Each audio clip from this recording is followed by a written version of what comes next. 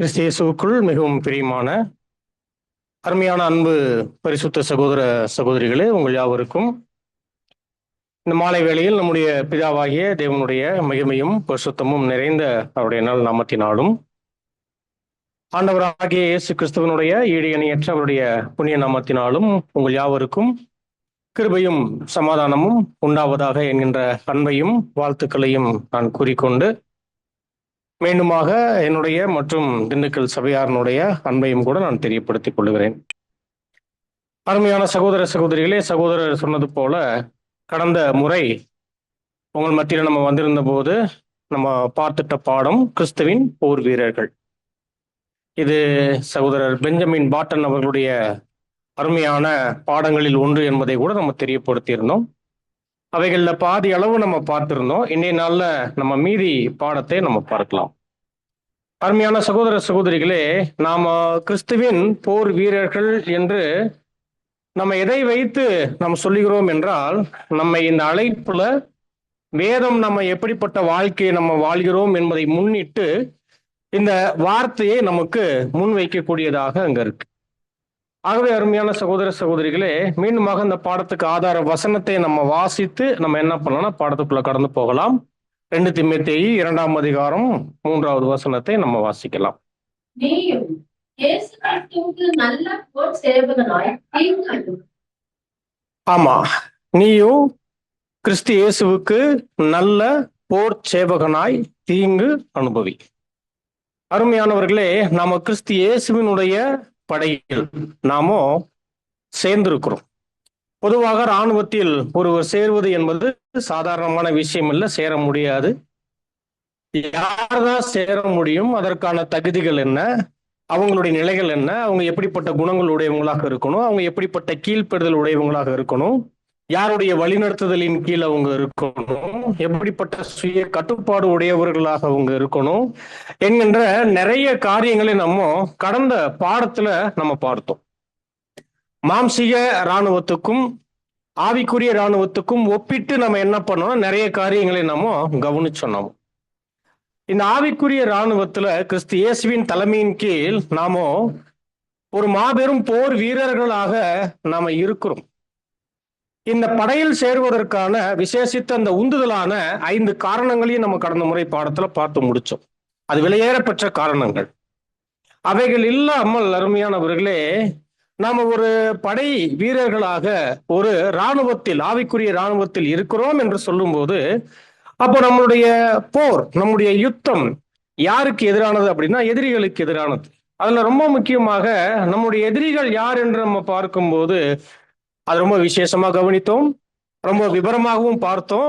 அது சாத்தான் மற்றும் உலகம் மற்றும் நாமே என்னவாக இருக்கிறோம், நம்முடைய மாம்சமே ஆமா மாபெரும் எதிரியாக சத்துருக்களாக அங்க இருக்கு என்கின்ற இந்த காரியங்கள், இதனுடைய விவரங்களை இந்த அருமையான இந்த தலைப்பின் கீழே ரொம்ப தெளிவாக பார்ப்பதற்கு தேவன் கிருபை செய்தார். அது மாத்திரமல்ல அருமையான சகோதர சகோதரிகளே, ரொம்ப முக்கியமாக ஒரு படை வீரன் இந்த ஆவிக்குரிய கிறிஸ்து இயேசுவுக்காக நல்ல ஒரு போர் சேவகனாக தீங்கு அனுபவிக்கக்கூடிய தேவனுடைய பிள்ளைகள், அவங்களுடைய வாழ்க்கையில அவர்கள் ரொம்ப முக்கியமாக அவர்கள் எந்த படையின் கீழ் யாரின் கீழ் இருக்கிறாங்களோ அவருக்கு கீழ்ப்படிந்து காணப்பட வேண்டும், அவர் தலைமையில் காணப்பட வேண்டும், அவருடைய சொல்படி நாமோ காணப்பட வேண்டும், நடக்க வேண்டும் என்கின்ற காரியங்களை பார்க்கும்போது அவைகள்ல ரொம்ப முக்கியமாக அருமையானவர்களே, நம்ம மிகப்பெரிய ஒரு சுய கட்டுப்பாடு உடையவர்களாக இருக்கணும் என்கின்ற காரியங்களை கூட நம்ம பார்த்தோம். ஏனென்றால் இந்த சுய கட்டுப்பாடு என்பது இல்லாமல் ஒருவர் இந்த ஆவிக்குரிய இராணுவத்துல தொடர்ந்து கர்த்தருக்காக போரிடுவது, தீங்கு அனுபவிப்பது, அல்லது நம்ம மகிமையை அடைந்து கொள்வதற்காக கர்த்தரோடு நம்ம இணைந்து தற்காலங்கள்ல இந்த மாம்சத்துல வாழக்கூடிய இந்த வாழ்க்கையினுடைய இந்த மாபெரும் ஒரு போர் என்பது அது நமக்கு சாத்தியம் இல்லாமல் போயிடும். அந்த சுயம் என்பது ரொம்ப முக்கியமான விஷயம். ஏனென்றால் நம்முடைய எதிரி எப்படிப்பட்டவன் என்பதை நம்ம பார்த்திருக்கிறோம் போன பாடத்துல. சாதாரணமான எதிரி அல்ல. ஆகவே சாத்தான் நம்மளை எந்த வகையிலையும் அவன் வீழ்த்துவதற்கு, அவன் தள்ளுவதற்கு, நம்ம எந்த ஒரு வகையிலும் நம்ம வெற்றி அடைந்து விடக் கூடாது என்பதற்காகவே முனைப்போடு செயல்படக்கூடியவனாக அவன் இருக்கிறான் என்பதை நம்ம பார்த்தோம். ஆகவே நம்முடைய ஆண்டவர் நமக்கு முன்பாக வைக்கக்கூடிய ரொம்ப முக்கியமான ஒரு விஷயம், சாத்தான் வைக்கக்கூடிய கண்ணி நம்மெல்லாம் தப்பிச்சிடவே கூடாதுன்னு நம்ம வைக்கிறான். ஆனா நாம் அவைகளிலிருந்து தப்பிக்க வேண்டும் என்றால் அவைகள் ரொம்ப விசேஷமாக விசுவாசத்தோடும் ரொம்ப முக்கியமாக சுய கட்டுப்பாடோடும் நாம் இதுல இருக்கணும் என்று நம்ம பார்த்தோம். அதுல ரொம்ப முக்கியமாக அந்த சுய கட்டுப்பாடு என்று வரும்போது அது வியாபார ரீதியில, அப்புறம் உறவுகள் ரீதியில, சமுதாய ரீதியில, பாச பந்தங்கள் இவைகளின் அடிப்படையில, உணவு விஷயங்கள்ல, அதே போல பண விஷயங்கள்ல என்று நிறைய காரியங்களை கடந்து நம்மளுடைய சுய விருப்பங்கள் என்று இருக்குது. உயர்ந்த நிலை, நம்ம அடைய வேண்டும் என்கின்ற சில காரியங்கள், விருப்பங்கள், ஆசைகள், இச்சைகள் என்று பல்வேறு விஷயங்கள் இருக்கு. இவைகளுக்கெல்லாம் எதிராக நம்ம மிகப்பெரிய அளவுல ஒரு சுய கட்டுப்பாடோடு நாம் இருக்க வேண்டும் என்கின்ற இந்த காரியத்தையே நம்ம பார்த்தோம். ரொம்ப முக்கியமாக நம்ம கவனிச்சோம், பொதுவாக அந்த காலங்கள்ல ஒருவரை ஒரு படையில எடுக்கிறாங்கன்னா திருமணம் ஆகாதவரை எடுப்பாங்கன்ற ஒரு விஷயம் கூட பார்த்தோம். காரணம், அப்பத்தான் அவர் அந்த போர்ல எப்படி வெற்றி பெறலாம் என்கின்ற அந்த சிந்தனையோடையே அவர் யுத்தம் புரியக்கூடியவராக இருப்பார். ஒருவேளை குடும்பம் இருக்குன்னா என்ன ஆகும்? யுத்தம் பண்ண முடியாது. குடும்ப கவலைகள், மனைவி, பிள்ளைகள், பெற்றோர் என்று பல கவலைகள் அங்க வரும். அப்போ இந்த விஷயத்துல நம்ம என்ன பார்க்கிறோம் அப்படின்னா, திருமணம் செய்யக்கூடாது என்று இல்ல, மாறாக அருமையான விளக்கம் கொடுக்கிறாரு. திருமணம் செய்பவன் நன்றாக கர்த்தருக்காக செய்கிறான், ஆனால் திருமணம் செய்யாதவன் இன்னும் மிக சிறப்பாக ஆண்டவருக்காக செய்கிறான் என்று அருமையான விளக்கம் கொடுக்கிறார். அப்போ பெரிய அளவுல அந்த ஒரு யுத்த வீரர்களுக்கான காரியத்தில் அவங்க எப்படிப்பட்ட மாபெரும் அர்ப்பணிப்பு சிந்தை உடையவர்களாக அவர்கள் காணப்பட வேண்டும். அது மாத்திரமல்ல, அவங்களுடைய வாழ்க்கையில எவ்வளவு பெரிய ஒழுங்குகள் நிறைந்தவர்களாக அங்க இருக்கணும் என்கின்ற இந்த காரியங்களை எல்லாம் நம்ம பார்த்தோம். அது மட்டும் இல்ல, இந்த ஆவிக்குரிய இராணுவத்துல நம்ம தொடர்ந்து இருக்கணும் அப்படின்னா அந்த இராணுவத்தின் தலைவராக இருக்கக்கூடிய ஆண்டவர் மீது அளவில்லாத அன்பு இல்லாமல் நாம் இந்த இராணுவத்துல தொடர முடியாது. நம்ம கர்த்தருக்காக தீங்கு அனுபவிக்கக்கூடிய இந்த ஒரு மாபெரும் இந்த ஒரு யுத்த வாழ்க்கை நம்ம வாழ முடியாது என்கின்ற காரியங்களை கூட நம்ம பார்க்கிறோம். அது மாத்திரமல்ல அருமையானவர்களே, நம்ம ஆண்டவர் மீது அதிக அன்பு இருந்தால் அவருக்காக என்ன செய்யலாம், என்ன செய்யணும் என்கின்ற இப்படிப்பட்ட சிந்தனைகள், இப்படிப்பட்ட விழிப்பு, இப்படிப்பட்ட பார்வைகள் தான் தேவனுடைய பிள்ளைகள் கிட்ட அங்க இருக்கும் என்று நம்ம பார்க்கிறோம். ஏனென்றால் ஒவ்வொரு நாளும் நம்முடைய எண்ணங்களும் காரியங்களும் என்ன செய்யலாம் என்பது நம்ம கிட்ட ஒவ்வொரு நாளும் வருது. ஆனா அதெல்லாம் நமக்காக, நம்முடைய காரியங்களுக்காக, நம்முடைய தேவைகளுக்காக, நம்முடைய மாம்சத்திற்காக இருக்கு. ஆனால் ஒரு ஆவிக்குரிய யுத்த வீரன் அவர் ஆண்டவருக்காக நான் என்ன செய்யணும், என்னை நாள்ல நான் எப்படியாக நான் வாழணும் என்கின்ற அவருடைய விருப்பத்திற்காக அவர் அதை பற்றியே சிந்திக்கக்கூடியவராக இருப்பார் என்கின்ற இந்த காரியங்களை கூட ரொம்ப அழகாக பார்த்தோம். அது மாத்திரமல்ல அருமையானவர்களே, ரொம்ப முக்கியமா ஒரு கிறிஸ்துவின் ஒரு மாபெரும் போர் வீரன் இந்த உலகத்தினுடைய காரியங்கள்ல எந்த ஒரு வகையிலையும் இழுக்கும்படியாக தன்னை வைத்துக் கொள்ள மாட்டான். அது மாத்திரமல்ல, உலக அலுவல்கள் இவைகளையும் அவன் சிக்கிக்கொள்ள மாட்டான் என்று நம்ம பார்க்கிறோம். ஏனென்றால் இந்த யுத்தம் கடைசி வரை இந்த யுகம் முடியும் வரை பரிசுத்தவான்கள் அவங்களுக்கான யுத்தம் இருக்குது. அப்ப இந்த யுத்தம் நமக்கு தனிப்பட்ட யுத்தம் கிடையாது. நாம ஒரு சேனையோடு இருக்கிறோம். கர்த்தர் நமக்கு தலைவராக அங்க இருக்கிறார். ஆகவே நம்முடைய சேனைக்கு ஒரு கொடி கூட இருக்கு என்று நம்ம பார்க்கிறோம். நம்முடைய வாழ்க்கையில அநேக தருணங்கள்ல நம்ம சோர்ந்து போகும்போது, நம்ம தளர்வடையும் போது, இன்னும் நாம் உந்துதலோடு நாம இந்த ஒரு அழைப்புல நம்ம தொடர்ந்து போரிடுவதற்கு, நாம் போர் செய்வதற்கு, நம்ம தேவ சித்தம் செய்வதற்கு நமக்கு ஒரு மிகப்பெரிய ஆறுதலாக என்ன இருக்கு அப்படின்னா, நம்முடைய ஆண்டவனும் அதே போல நம்மை போல் இந்த அழைப்பில் அழைக்கப்பட்டிருக்கக்கூடிய பரிசுத்தவான்களோடு இணைந்து நாம் காணப்படுவதுமே பெரிய ஆசீர்வாதம் என்பதை கூட நம்ம பார்த்தோம். அதற்கு ஒரு அருமையான ஒரு உதாரணம் பார்த்தோம். உன்னத பாட்டுல கொடிகளோடு இருக்கும் படை அது மிகவும் கெடியானது அப்படின்னா, ஒரு படை ரொம்ப முக்கியமா அவர்கள் யுத்தம் பண்ணும்போது தோல்வி அடையக்கூடிய தருவாயில அந்த படை தோற்றுவிடக் கூடாது என்பதற்காகவே அவர்களை உற்சாகப்படுத்த என்ன பண்ணுவாங்கன்னா, அந்த சேனைகளின் கொடிகளை என்ன பண்ணுவாங்கன்னா அவங்களுக்கு மத்தியில வேகமாக அசைப்பார்கள். அப்ப அந்த கொடியை பார்த்தவொன்னே என்ன ஆகும்னா, ஒரு தோல்விக்குள்ள போயிட்டு இருக்கக்கூடியவங்க மேலும் உற்சாகம் அடைந்து, அவங்க சிறியவர்களாக இருந்தாலும், எதிரி எவ்வளவு பலமாக இருந்தாலும், இவங்களுடைய முழு பலத்தை பயன்படுத்தி என்ன பண்ணுவாங்க அப்படின்னா, அந்த சேனையை, எதிரி சேனை எவ்வளவு பலத்தோடு வல்லமையோடு அதிக ஆட்களோடு இருந்தாலும் அவர்களையே மேற்கொண்டுருவாங்க. ஆகவே கொடி என்பது சாதாரணமான விஷயம் இல்லை. சோ அந்த வசனம் நம்ம பார்த்தோம். அந்த வசனத்தை வேணா நம்ம வாசிக்கலாம். நாமோ உன்னத பாட்டு 6ஆம் அதிகாரம் 4வது வசனம். என் பிரியமே, நீ திர்சாவை போல் சௌந்தரியம், எருசலேமை போல் வடிவமும், கொடிகள் பறக்கும் படையை போல் கெட்டியுமானவள். பாத்தீங்களா, கொடிகள் பறக்கும் படைகள் போல் கெடியுமானவள். அப்ப சபையை பத்தி உன்னத பாட்டுல சொல்லும் போது இந்த வார்த்தை அங்க வருகிறது. அப்போ கொடிகள் பறக்கும் படைகளை போல கெடியுமானவள் அப்படின்னா, கொடிகள் பறக்கும் படைகள் பயங்கரமாய் அது இருக்கும். பயங்கரமான ஒரு வகையில் அவங்களுடைய நிலைகள் காணப்படும் என்பதற்கான விளக்கங்களையும் நம்ம பார்த்தோம். அப்ப நம்மளுடைய கொடி எது என்று நாம பார்க்கும்போது உன்னத பாட்டு 2ஆம் அதிகாரம் 4வது வசனம் பார்த்தோம். நம்மளுடைய கொடி. ஏன்னா இந்த அழைப்புல நம்ம அநேக சமயங்கள்ல இந்த ஒரு ஓட்டத்துல தளர்வடையும் போது, சோர்வடையும் போது, பலவீனப்படும் போது, நம்ம விழும்போது, நம்ம உற்சாகத்தோடு மீண்டு எழுந்து கர்த்தருக்காக இந்த அழைப்புல நம்ம தொடர்ந்து ஒரு உண்மையுள்ள ஒரு யுத்த வீரனாக அவருக்காக பாட அனுபவிக்கக்கூடிய ஏற்பாட்டுல நம்மளை உற்சாகப்படுத்தக்கூடிய கொடி எது அப்படின்னா இந்த வசனம் தான். உன்னத பாட்டு 2:4. என்னை விருந்து சாலைக்கு அழைத்துக் கொண்டு போனார், என்மேல் பறந்த அவருடைய கொடி நேசமே. ஆமா, அப்படின்னா ஆண்டவர் மீது இருக்கக்கூடிய அன்புதான் சபையை என்ன பண்ணுது? தொடர்ந்து உற்சாகப்படுத்துது, பலப்படுத்துது.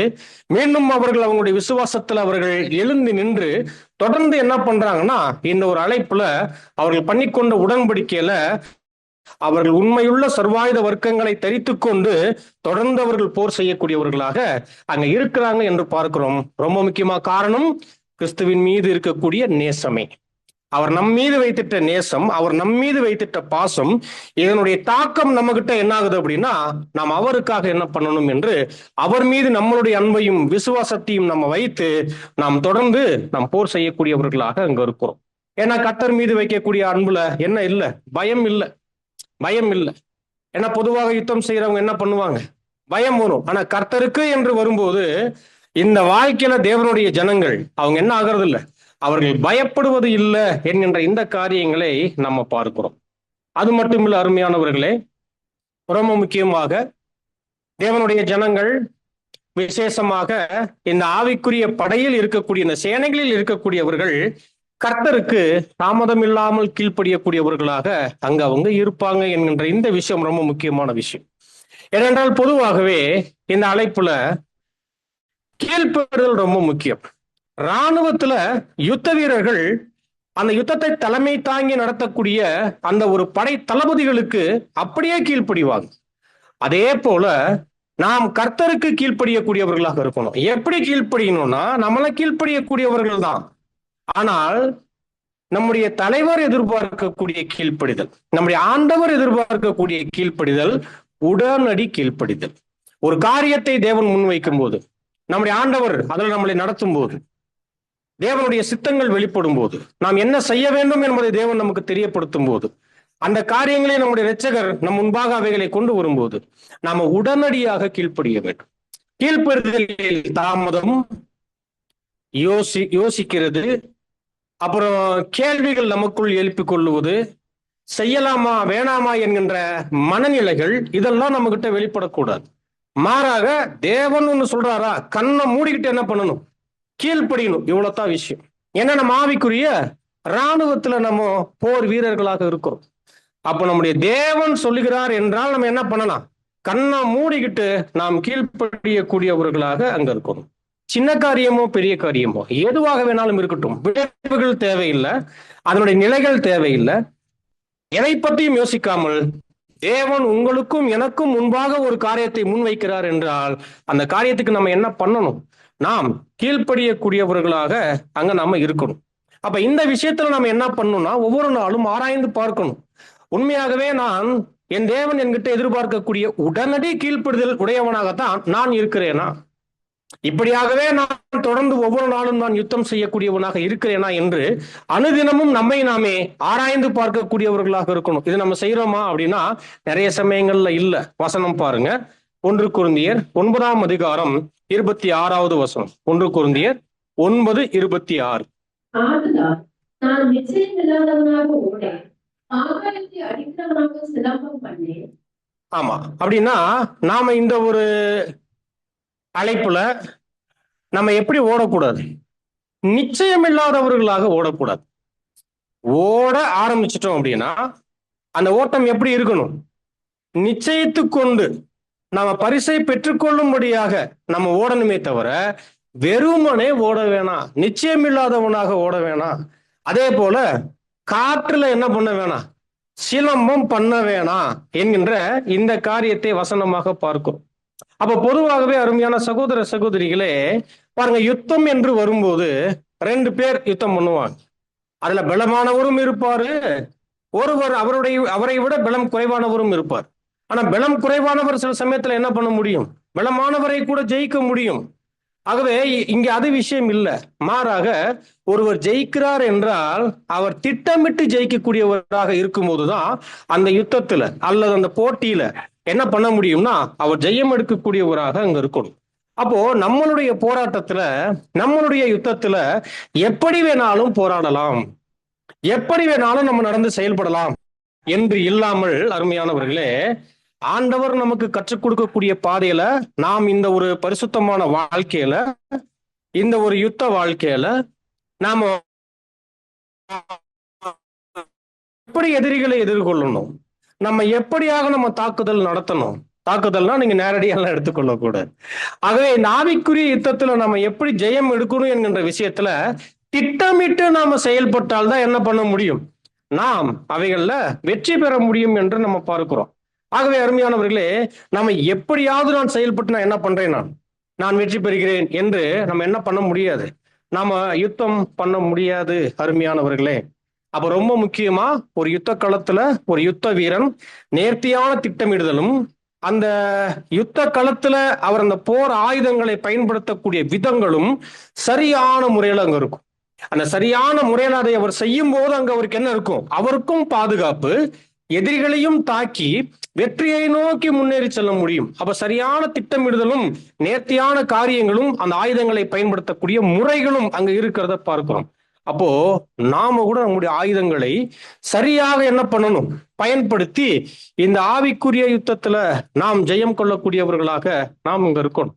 அப்ப நம்மளுடைய ஆயுதங்கள் என்ன? அதை நம்ம யோசிக்கணும்.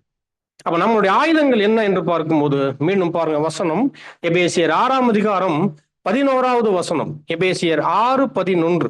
நீங்கள் பிசாசின் தந்திரங்களோடு எதிர்த்து நிற்க திராணி உள்ளவர்களாகும்படி தேவனுடைய சர்வாயுத வர்க்கத்தையும் கருத்தில். பாத்தீங்களா? நாம் பிசாசோடு எதிர்த்து நிற்கும்படியாக நாம் என்ன பண்ணணுமா? தேவனுடைய சர்வாயுத வர்க்கத்தை தரித்து கொள்ள வேண்டும். அப்ப நம்மளுடைய போர் ஆயுதங்கள் என்பது என்ன இல்ல? பிறரை காயப்படுத்தக்கூடிய விஷயங்கள் இல்ல, நேரடியாகவே. அப்ப நேரடியாகவே எப்படி ஒரு கருவி ஒரு மனுஷனுக்கு எதிராக நம்ம தாக்குதலை நம்ம நடத்துகிறோமோ, ஒரு கருவியை வைத்து அந்த மனுஷனை எது காயப்படுத்தும். புரியுதுங்களா? அப்ப அதே போல நாம் கூட பாருங்க, இன்னைக்கு நேரடியான ஆயுதங்களை எடுக்கிறது இல்லை, ஆனால் இந்த மாம்சத்தின் ஆயுதங்களை சில சமயத்துல பயன்படுத்துவோம். கசப்பு, வெறுப்பு, பகை, தீங்கு என்று பல வகையான விஷயங்களை நம்முடைய மாம்சத்தில் வைத்துக்கொண்டு அதை வைத்து நம்முடைய யுத்தம், அது லேசா இருக்கலாம், அல்லது வீரியத்தோடு இருக்கலாம், அல்லது தெரிந்தோ தெரியாமலோ மறைமுகமாகவோ, எப்படி வேணாலும். ஆனா இந்த மாம்சத்தை வைத்து, இந்த மாம்சத்தின் ஆயுதத்தை பயன்படுத்தி நம்ம யுத்தம் செய்கிறவர்களாக இருந்தால் பிறரை நம்ம காயப்படுத்தக்கூடியவர்களாக மட்டுமே இருப்போம். அவங்களுடைய இருதயத்தை நம்ம கஷ்டப்படுத்தக்கூடியவர்களாகவே இருப்போம். நாம் அன்பு இருக்காது, தெய்வீக பண்பினுடைய குணங்களின் வெளிப்பாடுகள் அங்க இருக்காது. அப்ப எல்லா வகையிலையுமே பிறரை நம்ம காயப்படுத்தி கஷ்டப்படுத்தக்கூடியவர்களாகவே அங்க இருப்போம் நாம். ஆகவே நம்மளுடைய போர் ஆயுதம் அது அல்ல என்று ரொம்ப தெளிவாக நம்ம பார்க்கிறோம். ஆகவே அருமையான சகோதர சகோதரிகளே, நாம் பகையோடும் கசப்போடும் தீங்கு என்கின்ற அந்த நிலைகள் உடையவர்களாக நாம் என்ன பண்ணக்கூடாது? நம்முடைய சகோதர சகோதரிகளுக்கு மத்தியில அல்லது யாருக்கு எதிராகவும் நம்ம என்ன பண்ணக்கூடாது? நம்ம செயல்படக்கூடாது என்கின்ற இந்த காரியம் ரொம்ப முக்கியமான ஒரு விஷயம். அதே போல அருமையானவர்கள், அதனால தான் பாருங்க, ரொம்ப அழகா வசனம் நமக்கு சொல்லும் போது பாருங்க, 2 கொரிந்தியர் 10ஆம் அதிகாரத்துல வசனம் 4 மற்றும் 5 நீங்க பாருங்க. 2 கொரிந்தியர் 10ஆம் அதிகாரம் வசனம் 4 மற்றும் 5. எங்களுடைய போராயுதங்கள் மாம்சத்துக்கு ஏற்றவைகளா இராமல் ம். அனல்களை நிர்மூலமாக்குவதற்கு தேவ பலம் உள்ளவைகளா இருக்கிறது. பாத்தீங்களா? அப்போ அரண்களை நிர்மூலமாக்குகிறதற்கு தேவ பலம் உள்ளதா இருக்கிறது. அது என்னன்னு சொல்லுவாரு பாருங்க. அவைகளால் நாங்கள் ம். தர்க்கங்களையும் ம். தேவனை அறிகிற அறிவுக்கு விரோதமாய் எழும்புகிற எல்லா மேட்டினையும் நிர்மூலமாக்கி எந்த எண்ணத்தையும் கிறிஸ்துவுக்கு கீழ்ப்படிய சிறைப்படுத்துகிறவர்களாய் இருக்கிறோம். பாத்தீங்களா? அப்போ இந்த மாம்சத்தில் எழும்பக்கூடிய எந்த உயர்வான மாபெரும் மாம்சத்தின் கற்பனைகள், எண்ணங்கள், காரியங்கள் அனைத்தையும் இவங்க என்ன பண்றாங்களாம்?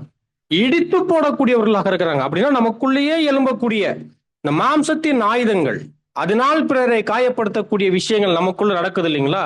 அதையே நிர்மூலமாக்கக்கூடிய தேவ பலத்துக்குரிய அந்த ஆயுதங்களை தெரித்துக் கொள்ளக்கூடியவர்களாக தேவனுடைய ஜனங்கள் அங்க இருப்பாங்க என்கின்ற இந்த காரியத்தையே நம்ம பார்க்கிறோம். அதனாலதான் அருமையானவர்களே, இப்படி நாம செய்தால் நிறைய கஷ்டம் வாங்கணுமே, நிறைய வருத்தம் வாங்கணுமே, நிறைய ஏச்சு பேச்சு வாங்கணுமே, நிறைய துன்பங்கள் வாங்கணுமே, அவமானங்கள் வாங்கணுமே என்று ஒருவேளை நம்ம எடுத்தோம் என்றால், நம்ம எண்ணினோம் என்றால், அருமையானவர்களே, அதை பத்தி நம்ம கவலைப்பட தேவையில்லை. மாம்சத்துக்கு அதிக வழிகள் இருந்தாலும், அல்லது நமக்கு எதிராக தொடர்ந்து எல்லா வகையான செயல்பாடுகளும் போயிட்டு இருக்கு என்று நம்ம உணர்ந்தாலும் கூட நம்ம கவலைப்பட தேவையில்லை. நாம் மாம்சத்தில் என்ன பண்ணிடக்கூடாது? செயல்பட்டு விடக்கூடாது. அப்ப நமக்கு எதிராக நடக்கக்கூடிய விஷயங்கள் அது தேவன் பாருங்க என்ன சொல்றாரு பாருங்க. ஏசாயா 54 அதிகாரம் 17வது வசனம். உனக்கு விரோதமாய் உருவாக்கப்படும் எந்த ஆயுதமும் வாய்க்காதே போகும். உனக்கு விரோதமாய் நியாயத்தில் எழுப்பும் எந்த நாவையும் நீ குற்றப்படுத்துவாய். இது கர்த்தருடைய ஊழியம். அதாவது உனக்கு விரோதமா எழும்பும் எந்த ஆயுதமும் வாய்க்காதே போகும். எப்போ நாம நேர்த்தியான ஒரு வகைகள்ல காணப்படும் போது நமக்கு எதிராக உருவாக்கப்படக்கூடிய எந்த விஷயங்களும் என்னாகாது, அது வாய்க்காது என்று ரொம்ப தெளிவாக பார்க்கிறோம். சங்கீதம் 149 6வது வசனம் வாசிங்க.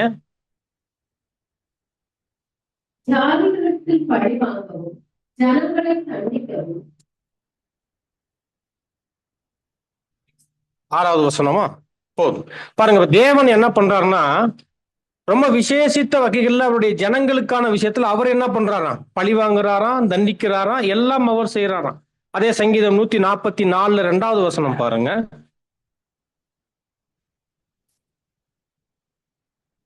அவர் என் தயாபரனும் என் கோட்டையும் என் உயர்ந்த அடைக்கலமும் என்னை விடுவிக்கிறவரும் என் கேடகமும் நான் நம்பினவரும் என் ஜனங்களை எனக்கு கீழ்படுத்துகிறவருமாய் இருக்கிறார். பாத்தீங்களா? என்னவா? தேவன் தான் நமக்கு யாரா? அவர்தான் கோட்டை, அவர்தான் அரண், அவர்தான் பாதுகாப்பு, நமக்கு எல்லாமே அவர்தான். கோட்டை யாருக்கு தேவை?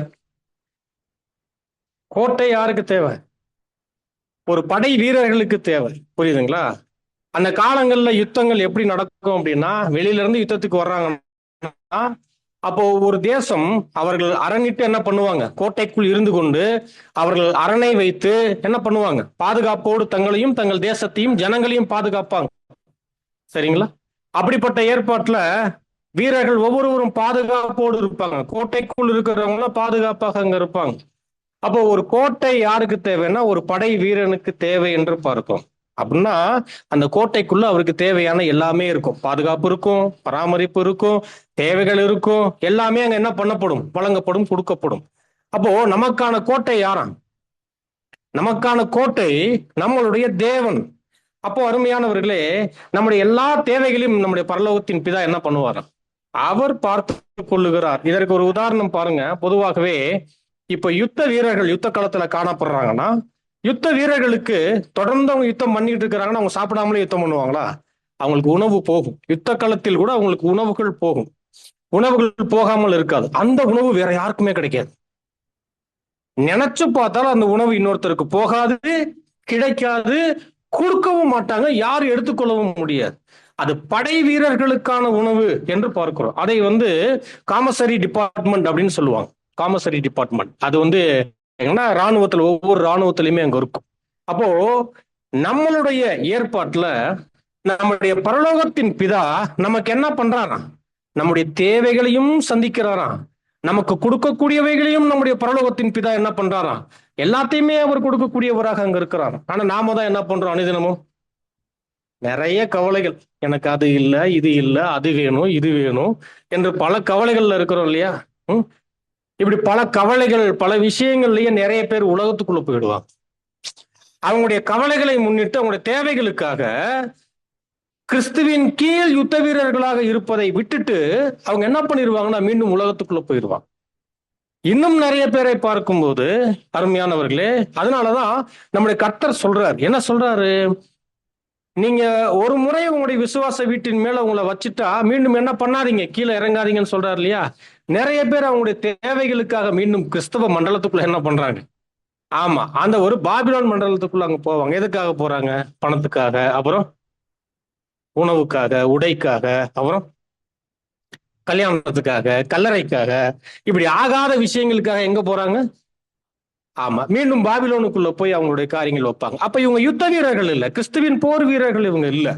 அப்ப பாருங்க, உண்மையான யுத்த வீரர்களுக்கு என்ன இருக்கான்?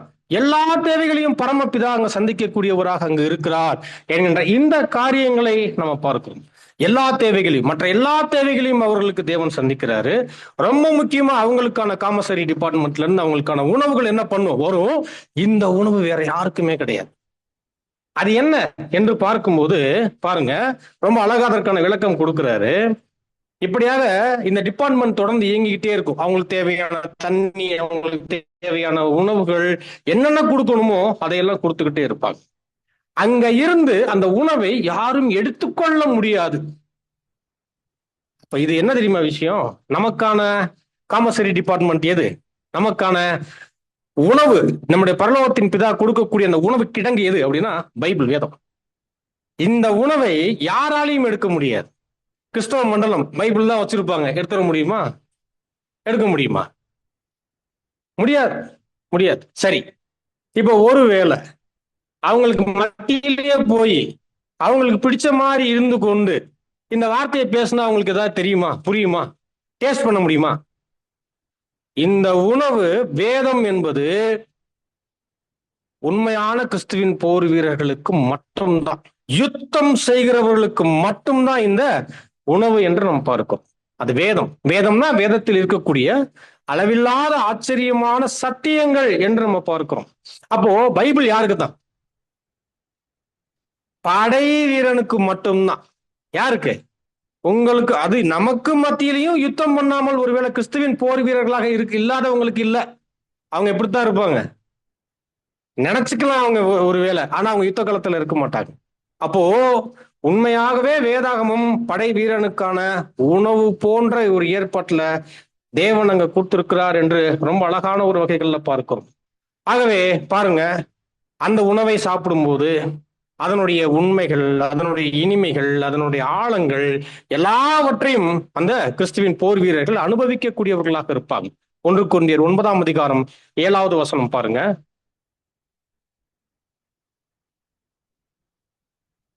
எவன் தன் சொந்த பணத்தை செலவழித்து தன்னிலே சேவகம் பண்ணுவான், எவன் திராட்சை தோட்டத்தை உண்டாக்கி அதன் கனியை ருசியாதிருப்பான், எவன் மந்தையை மேய்த்து அதன் பாலை சாப்பிடாதிருப்பான்.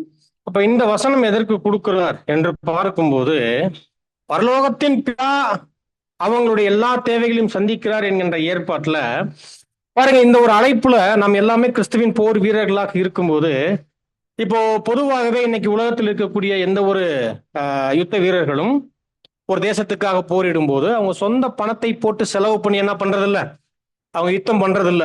மாறாக அந்த கவர்மெண்ட் என்ன பண்ணுது, அவங்களுடைய தேவைகளை சந்தித்து அவங்களுக்கு கொடுத்து அவங்களை வழி நடத்தி அந்த யுத்தத்துக்கு பயிற்றுவித்து, யுத்தத்திலையும் என்ன பண்ணுது, அந்த யுத்த காலங்கள்லயும் அவங்களுக்கு தேவையான எல்லா காரியத்தையும் அதை செய்யக்கூடியதாக அங்க இருக்குன்னு நம்ம பாக்குறோம் இல்லைங்களா? அப்போ ஒரு யுத்த வீரன் தன்னுடைய சொந்த செலவுல என்ன பண்றது இல்ல, எதுவுமே செய்யறது இல்ல.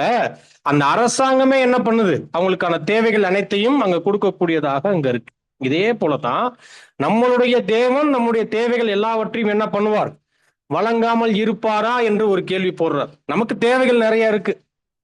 தேவைகள் நிறைய இருக்குன்னா பரிசுத்தவான்கள் உலகபூர்வமான தேவைகளை வைத்துக் கொள்ள மாட்டாங்க. ஏன்னா உலகத்தாண்ட என்ன பண்ணுவான், அது இதுன்னு நிறைய லிஸ்ட் போட்டு மனசுக்குள்ளேயே வச்சிருப்பாரு, கையில வச்சிருக்க மாட்டாரு. ஆனா மனசுக்குள்ள என்ன இருக்கும், எதிர்காலம் வரை என்ன 50 வருஷத்துக்கான திட்டம் கூட எங்க போட்டு வச்சிருப்பாரு. உலகத்தான் தான் மனசுக்குள்ள போட்டு வச்சிருப்பாரு. நாளைக்கான திட்டமும் இருக்கும், அடுத்த மாசத்துக்கான விருப்பங்கள் இருக்கும், இன்னும் ஒரு வருஷம் கழிச்சு அப்படின்ற பல திட்டங்கள் மனுஷன் வச்சிருப்பான். அல்லது அப்பப்போ ஒவ்வொரு நாளும் அந்த திட்டங்கள் மனுஷனுக்குள்ள அங்க உருவாகி கொண்டே இருக்கும். அந்த மாதிரியான திட்டம் இல்ல அருமையானவர்களே. இங்க என்ன என்று நம்ம பார்க்கும்போது, தேவன் அவருடைய பிள்ளைகளுக்கு அவங்களுடைய தேவைகளை கொடுக்காமல் இருப்பாரா, சந்திக்காமல் இருப்பாரா? இது ரொம்ப ஆச்சரியம். கொடுப்பாரா, கொடுக்க மாட்டாரா? நிச்சயமாக அவர் கொடுக்கக்கூடியவராக அங்க இருக்கிறார். இதற்கான விஷயங்கள் நம்ம பார்க்கும்போது ரொம்ப அழகா ஒரு வசனத்தை முன்வைத்து ஒரு விளக்கம் கொடுக்கிறாரு. என் தேவன் கிறிஸ்து இயேசுவுக்குள் தமது மகிமையின் ஐஸ்வர்யத்தின்படி உங்கள் எல்லா தேவைகளையும் நிறைவேற்றுவார். வசனம் இருக்கா இல்லையா? ஆமா. உண்மையிலேயே நாம தேவனுக்கு உண்மையாக இருந்து கிறிஸ்துவின் கீழ் உண்மையுள்ள ஒரு போர் சேவர்களாக நம்ம அனுதினமும் நாம தீங்கு அனுபவித்துக் கொண்டு கிறிஸ்துவுக்காக நம்ம வாழும் போது நிச்சயமாக நம்முடைய தேவன் கிறிஸ்து இயேசுவுக்குள் தமது மகிமையின் ஐஸ்வர்யத்தின்படி நம்முடைய எல்லா தேவைகளையும் என்ன பண்ணுவாராம்? அவர் நிறைவேற்றக்கூடியவராக அங்க இருக்கிறார் என்கின்ற இந்த காரியத்தை நம்ம பார்க்கிறோம்.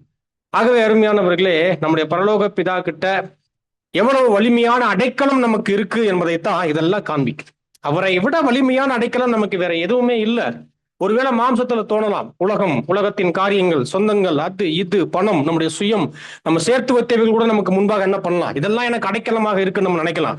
ஒரு நொடி என்ன ஆயிரும், அதெல்லாம் பிரயோஜனம் இல்லைன்றத ஒரு நொடி அது காமிச்சிடும். ஆனால் உண்மையிலேயே தேவனுடைய பிள்ளைகளுக்கு யார்தான் அடைக்கலம்? பரலோகத்தின் பிதா. அவரை விட ஒரு மாபெரும் வலிமையான அடைக்கலம் அது தேவனுடைய பிள்ளைகளுக்கு இருக்கு. அது யார்தான் உணரணும்? நாம உணரணும். பர்சனலா ஒவ்வொருவரும் தேவனுடைய பிள்ளைகளும் என் தேவனை விட ஒரு உயர்ந்த அடைக்கலம் எனக்கு யாரும் இல்லை என்று என்ன பண்ணணும்? அவர்கள் உணரக்கூடியவர்களாக அங்க இருக்கணும். அப்படிப்பட்ட உணர்வு அவங்களுக்கு பெரிய ஆசீர்வாதங்களை அவங்களுடைய வாழ்க்கையில தொடர்ந்து தரக்கூடியதாக அங்க இருக்கும். இதுல பல பேருக்கு அருமையானவர்களே விசுவாசம் அங்க இருக்கு, விசுவாசம் இருக்கு, நிறைய பேருக்கு விசுவாசம் இருக்கு. ஆனால் பாருங்க, ஒரு மிகுந்த மாபெரும் வலிமையான விசுவாசமாக அவைகள் இருக்கா அப்படின்னா அது கேள்வியாக மாறுது. என்னவாக மாறுது? அது ஒரு கேள்வியாக மாறிடுது. ஏன்னா இந்த அழைப்புல விசுவாசம் தான் ரொம்ப முக்கியம். எல்லார்கிட்டையுமே இருக்கு, இல்லை என்று மறுக்க முடியாது. ஆனால் கேள்வி மிகுந்த வலிமையான பலமான விசுவாசமாக அது நமக்குள் காணப்படுகிறதா என்பதுதான் முக்கியம். ரொம்ப ஆழமான விசுவாசம் இருக்கிறவங்க தான் என்ன பண்ணுவாங்க? கர்த்தருக்காக நிக்க முடியும், அவருக்காக யுத்தம் செய்ய முடியும், இந்த படையில் நம்ம சேர முடியும். இல்லாட்டினா என்ன பண்ண முடியாது? யுத்தமா? நானா? சுயத்தை வெறுத்தா? அவரை நம்பியா? அப்படின்னு என்ன பண்ணுவோம்? பல கேள்விகளை நாம அவர்கிட்ட போட்டுக்கிட்டு இருப்போம், அவர்கிட்ட போடுவோம். இது வெறுமனை விசுவாசம் இருக்கிறவங்க. ஆனால் ஆழமான விசுவாசம் இருக்கிறவங்க அருமையானவர்களே, அவர்கள் மிகுந்த பெரிய அளவுல கர்த்தருக்காக அவங்க நிப்பாங்க. அப்படிப்பட்ட ஒரு விஷயத்தையும் நம்ம பார்க்கிறோம். ஆகவே பாருங்க, இப்படிப்பட்டவங்களோடு யார் இருப்பார்னா தேவன் இருப்பார். இப்படியாக தேவனுக்காக நிற்கக்கூடிய ஜனங்களுக்கு பட்சத்துல தேவன் இருப்பார். அதையும் நம்ம பார்க்கும்போது தேவன் நம் பட்சத்தில் இருந்தால் நமக்கு விரோதமா இருப்பவன் யார்? வசனம் இருக்கா இல்லையா? ஆமா. அப்ப தேவன் நம் பட்சத்தில் இருக்கணும்னா நம்ம வெறுமனே விசுவாசத்துல இருந்தா நம் பட்சத்தில் தேவன் இருப்பாரா? இந்த அழைப்புல, இந்த ஓட்டத்துல என்ற விசுவாசம் இருக்கு. ஆனா அது எப்படி இருக்கு? ஒரு சாதாரணமான நிலையில இருக்கு அப்படின்னா இப்ப தேவன் என் கூட இருப்பாரா? வாய்ப்பு இல்லை. அப்போ தேவன் யாரு பட்சத்துல இருப்பார்? பாருங்க, பவுல் எப்படிப்பட்ட விசுவாசம், அப்போஸ்தலர்கள் எப்படிப்பட்ட விசுவாசம், ஸ்தேவான் எப்படிப்பட்ட ஒரு விசுவாசம், எவ்வளவு குறுகிய காலத்துல எப்படிப்பட்ட ஒரு போர் செய்து எப்படிப்பட்ட ஒரு வெற்றி அடைந்த ஒரு வீரன் ஸ்தேவான். யோசிச்சு பாருங்க, யார் பட்சத்தில் இருந்தா தேவன்? அப்போ இப்படிப்பட்ட உண்மையுள்ள ஜனங்களுக்கு பட்சத்தில் தேவன் அங்க இருக்கிறார் என்கின்ற காரியங்களை நம்ம பார்க்கிறோம். ஆகவே அருமையானவர்களே, இந்த ஒரு வகையில பார்க்கும்போது இதையெல்லாம் தேவனுடைய பிள்ளைகள் உணரக்கூடியவர்களாக அங்க இருக்கும். சரி, இவைகளை கடந்து அருமையானவர்களே பாருங்க, நமக்கு எதிராக யார் ஒருவரும் இருக்க முடியாது. அதளவுக்கு தேவன் நம்மளை பாதுகாக்கக்கூடியவராக இருக்கிறார். நமக்கு வரக்கூடிய எந்த தீங்கையும் தேவன் நம்முடைய வாழ்க்கையில அனுமதிப்பது இல்லை என்கின்ற அளவுக்கு தேவன் நமக்கு இவ்வளவு பெரிய ஒரு உன்னதமான காரியத்தை நமக்கு தெரியப்படுத்தக்கூடியவராக அங்க இருக்கிறார் என்று நம்ம பார்க்கிறோம். ஆன போதிலும் நாம் யுத்த வீரர்கள் என்று சொல்லும் போது நம்முடைய வாழ்க்கையில எப்போதுமே நம்ம விழிப்போடு இருக்கணும். அதாவது இந்த உடன்படிக்கையின் வாழ்க்கையில நம்ம எப்போதும் எப்படி இருக்கணும்? அனுதினமும் நம்ம விழிப்போடையே நம்ம காணப்படுவது ரொம்ப அவசியம். எப்போதுமே நம்முடைய சத்துருக்களுக்கு எதிராக நம்ம எப்படித்தான் இருக்கணும்? நம்ம விழிப்போடு தான் இருக்கணும், எதிர்த்து தான் நம்ம நிக்கணும். அதற்கு நமக்கு பலம் அதிகமா தேவை. அந்த பலத்தை தேவன் என்ன பண்றார்? அவர் உதவி செய்து நமக்கு அந்த பலத்தை அவர் தரக்கூடியவராக அங்க இருக்கிறார் என்று நம்ம பார்க்கிறோம். நிறைய சமயங்கள்ல சாத்தான் நமக்கு எதிராக வல்லமையாக என்ன பண்ணுவான்? செயல்படுவான். நாமளும் அசராமல் நம்ம நிற்கும் போது நமக்கான உதவி யாருகிட்ட இருந்து வந்துகிட்டே இருக்கும்? தேவன்கிட்ட இருந்து உதவி வந்துகிட்டே இருக்கும். மாபெரும் எதிராளிக்கு முன்பாக நாம ஒண்ணும் இல்லை. ஆனால் தேவன் நமக்கு உதவி செய்யும் போது மாபெரும் சத்துருவை எதிர்த்து என்ன பண்றோம்? நம்ம தொடர்ந்து அவனுக்கு எதிராக நம்மளால அங்க நிக்க முடியும். அவன் எவ்வளோ எதிராக நமக்கு எதிராக திட்டம் செய்தாலும், எவ்வளவு பெரிய காரியங்களை செய்தாலும் என்ன நம்மளை ஒண்ணும் பண்ண முடியாது. ஒரு வகையில் அருமையானவர்களே பாருங்க, இன்னைக்கு ஒட்டுமொத்த உலகம் தேவனுக்கு எதிராக தான் செயல்பட்டுக்கிட்டு இருக்கு. சாத்தானும் என்ன பண்றான்னா தேவனுக்கும் தேவனுடைய பிள்ளைகளுக்கும் எதிராக தான் செயல்பட்டுக்கிட்டு இருக்கிறாங்க. ஆனால் அருமையானவர்களே, சாத்தானுடைய எதிர்ப்பு ஒரு வகையில தேவனுடைய பிள்ளைகளுக்கு நன்மையாக தான் முடியுது. அவன் நமக்கு சத்துரு தான், நமக்கு எதிராக கர்ச்சிக்கக்கூடிய, எப்படி விழுங்கலாம் என்று திட்டமிடக்கூடிய எதிரி தான். ஆனால் அவனுடைய செயல்கள், பரிசுத்தவான்களுக்கு எதிராக அவன் செய்யக்கூடிய செயல்களும் காரியங்களும் தேவனுடைய பிள்ளைகளுக்கு நன்மையாகவே முடிகிறது. ஏன் அப்படின்னா அப்பத்தான் அவங்க இன்னும் பக்குவம் அடைகிறாங்க, இன்னும் குணத்துல வளர்றாங்க, இன்னும் விசுவாசத்துல பலப்படுறாங்க. தேவனுக்காக அவர்கள் நிற்கக்கூடிய வைராக்கியத்திலையும் அந்த உண்மையிலையும் அவங்க என்ன ஆகுறாங்க? தொடர்ந்து முன்னேறக்கூடியவங்களாக அங்க இருக்கிறாங்க. தேவனுடைய பாதுகாப்பை பெறுறாங்க, உதவியை பெறுறாங்க. நிறைய விஷயத்தை தேவன் இருந்து வாங்கி கொள்வதற்கு ஒரு வகையில சாத்தான் நமக்கு என்ன பண்றான்? ஆமா, அவன் உதவி செய்யக்கூடியவனாக இருக்கிறான். அதே போல தேவனையே எதிரியாக பார்க்கக்கூடிய உலகம் தான் இன்னைக்கு. அது மட்டும் கிடையாது, இன்னைக்கு ஒட்டுமொத்த உலகமும் தேவனுக்கு எதிராக தான் என்ன பண்ற, அவங்களுடைய மனநிலைமைகளும் அங்க காணப்படுகிறது. அது மட்டும் இல்ல அருமையான சகோதர சகோதரிகளே, சாத்தானின் கீழ் இருக்கக்கூடிய இந்த உலகத்தின் ஜனங்களும் அவங்க தேவனுடைய திட்டத்துக்கு எதிராக தான் செயல்படுறாங்க, அதுக்கு எதிராக தான் செயல்படுறாங்க. இது எப்படி இருக்கு அப்படின்னு பார்க்கும்போது, மனிதர்கள் எல்லாம் சேர்ந்து சூரியனை நம்ம அணைச்சிடலாம் அப்படின்னு திட்டம் பண்ணா அது நடக்குமா? இப்போ நம்முடைய சூரியனை இந்த மனுகுலமே சேர்ந்து அதை அணைச்சிடணும்னு திட்டம் பண்ணா அது முடியுமா? எந்த ஆங்கிலும் யோசிக்க முடியல. பார்த்தீங்களா? சூரியனை அணைக்க முடியுமா அப்படின்னா அது ஒரு மாபெரும் தீ பிளம்பு. தேவன் நினைச்சா முடியும், அவ்வளவுதான் நம்மளால யோசிக்க முடியும். ஆனா மனிதர்கள் சூரியனை அணைக்க முடியுமானா முடியாது. அது போலத்தான் சாத்தானும் இன்னைக்கு இந்த மனுக்குலமும் தேவனுடைய திட்டத்தை அழிப்பதற்கு என்ன பண்ணிட்டு இருக்கிறாங்க? முயற்சி செஞ்சுக்கிட்டு இருக்கிறாங்க. அப்ப பாருங்க அருமையான சகோதர சகோதரிகளே, இப்ப இதனால தேவன் நம்முடைய திட்டம் ரொம்ப பலவீனமா இருக்குன்னு அவர் நினைச்சிடுறாரா? இல்ல. மாறாக பாருங்க, இந்த மனிதர்களும் மற்றும் சாத்தானுடைய செயல்கள் தேவனுடைய திட்டத்துக்கு எதிராக இருக்கிறத அவர் எப்படி பார்க்கிறார்? ஒரு கற்பனை அழகா சகோதரர் எழுதுறார். தமது திட்டத்தை பலவீனமான மனிதர்கள் முறியடிக்க முயற்சிப்பதை நினைத்து தேவன் சிரிக்கிறார். என்னவா? உண்மையா இல்லையா? உண்மையிலேயே சூரியனை மனிதர்கள் எல்லாம் சேர்ந்து அணைக்கணும் அப்படின்னு அவங்க நினைக்கிறாங்கன்னு வைங்க, நாமளே என்ன பண்ணுவோம்? சிரிப்போமா, சிரிக்க மாட்டோமா? அதே போல இன்னைக்கு இந்த மனுக்குலத்தினுடைய செயல்களை பார்த்து தேவன் என்ன பண்றாரா? சிரிக்கிறார். அப்படின்னா இது கிண்டல் கேலி மாதிரி இல்லை. அப்படின்னா தேவன் அவ்வளவு வலிமையான ஒரு திட்டத்தை உடையவராக அங்க இருக்கிறார் என்கின்ற இந்த காரியத்தை இங்க காமிக்கிறார். அப்போ இப்படிப்பட்ட தேவனுடைய திட்டத்தை செயல்முறைப்படுத்துவதற்காக கிறிஸ்துவின் கீழ், அவருடைய கொடியின் கீழ் நீங்களும் நானும் என்ன இருக்கிறோம்? ஒரு மாபெரும் ஒரு யுத்த வீரர்களாக அழைக்கப்பட்டிருக்கிறோம். அப்போ நம்மளுடைய விஷயம் எப்படி இருக்கும்? நம்முடைய காரியங்கள் எப்படிப்பட்டதாக அங்க இருக்கும் என்பதைத்தான் இந்த காரியங்கள் அருமையானவர்களே அங்க அவர் காண்பிக்கக்கூடியவராக அங்க இருக்கிறார். பாருங்க, ஆனால் கடினமான பயிற்சியும் போராட்டமும் வந்தவுடன் அவர்கள் அவ்வளவு மகிழ்ச்சியாக தோன்ற மாட்டார்கள். அதுபோல நாமும் ஆரம்பத்தில் மகிழ்ச்சியுடன் இருப்போம். பின்னர் கடினமான சோதனைகள் வந்தாலும் மகிழ்ச்சி குறையலாம். இருந்தாலும் ஆண்டவருடைய சித்தத்தை செய்யும் உறுதியில் நாம் அசையாமல் இருக்கலாம். பொதுவாகவே அருமையானவர்களே, ஆரம்பத்துல கடினமான பயிற்சிகள் இவைகளெல்லாம் செய்யக்கூடிய ஒரு போர் வீரர்கள் பிற்காலங்கள் போக போக போக போக அவங்களுடைய யுத்த களத்துல அவங்களுக்கு என்ன வரும்? நிச்சயமாக ஒரு மகிழ்ச்சி இருக்காது. என்ன இருக்கும்? யுத்தம் என்று வரும்போது மகிழ்ச்சியா அங்க இருக்கும். யுத்தம் நடந்துகிட்டே இருக்கும், ஆனா மகிழ்ச்சி அங்க இருக்காது. அப்படின்னா அவங்க வெற்றியை நோக்கி போய்கிட்டே இருப்பாங்க. ஆனா அந்த முன்னேற்றத்துல அங்க என்ன இருக்கும்? நிறைய கடினமான விஷயங்கள், கஷ்டங்கள், சோர்வுகள், தோல்விகள் எல்லாமே அங்க அவங்களுக்கு இருக்கும் என்று நம்ம பார்க்கிறோம். அதே போல அருமையானவர்களே, இந்த அழைப்பினுடைய ஆரம்ப காலகட்டங்கள்ல நமக்கு என்ன இருக்குது? ஒரு மகிழ்ச்சி இருக்குது. ஆனால் காலங்கள் போக போக எக்ஸ்பீரியன்ஸ், அந்த அனுபவங்களுக்குள்ள உள்ள நுழைய நமக்கு என்னவாக மாறுது? மகிழ்ச்சி இருக்கா? மகிழ்ச்சி இருக்கா? ஒரு காலத்துல மகிழ்ச்சியோடு வந்து சென்ற நாமோ இப்போ யோசிச்சு பாருங்க. எண்ணற்ற விஷயங்கள், சோதனைகள், கஷ்டங்கள், ஏதேதோ அனுபவங்கள் என்ன பண்ணுது? நம்முடைய மகிழ்ச்சியை தடுக்குது. ஆனாலும் அருமையானவர்களே பாருங்க, பின்னர் கடினமான சோதனைகள் வந்தாலும் மகிழ்ச்சி குறையலாம், இருந்தாலும் ஆண்டவருடைய சித்தத்தை செய்யும் உறுதியில் நாம் அசையாமல் இருக்கலாம்.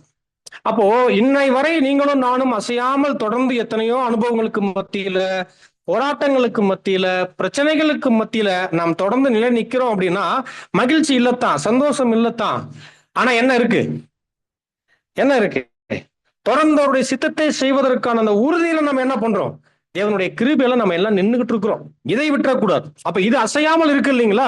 இதையெல்லாம் நம்முடைய வாழ்க்கையில் அப்படியே பொருத்தி பார்க்கும்போது நாம் தேவனுக்குத்தான் நாம் நன்றி சொல்லக்கூடியவர்களாக இங்க இருக்கிறோம். ஆகவே அருமையான சகோதர சகோதரிகளே, இந்த அழைப்பினுடைய ஆரம்பத்திலேயே கடுமையான போராட்டத்தில் நம்ம என்ன பண்றது இல்ல, போராடுவது இல்லை. இன்னும் சில பேர் அவங்களுடைய வாழ்க்கையில கடைசி வரை போராடாமலே இருப்பாங்க. ரொம்ப டேலண்டா என்ன பண்ணிடுவாங்கன்னா அவங்க போராடாமலே வாழ்ந்து போவாங்க. அப்படின்னா அவங்க எப்படிப்பட்ட வாழ்க்கை வாழ்வாங்க? எனக்கும் கர்த்தருக்கும் சம்பந்தம் இல்லை, வாயளவுலதான் என்ன இருக்கும்? சம்பந்தம் இருக்குமே தவிர உண்மையான தேவனுடைய சித்தத்தின் அடிப்படையில் அவங்க என்ன பண்ண மாட்டாங்க. கடைசி வரைக்கும் அவங்க போராடுவதற்கு மனமற்ற அவங்க என்ன பண்ணுவாங்கன்னா அவங்க காணப்படுவாங்க என்பதை கூட நம்ம பார்க்கிறோம். ஆனால் இந்த அழைப்பினுடைய ஆரம்பத்திலேயே எல்லாரும் என்ன ஆகிறது இல்லை, கடுமையாக போர்கள்ல ஈடுபடுவது இல்லை.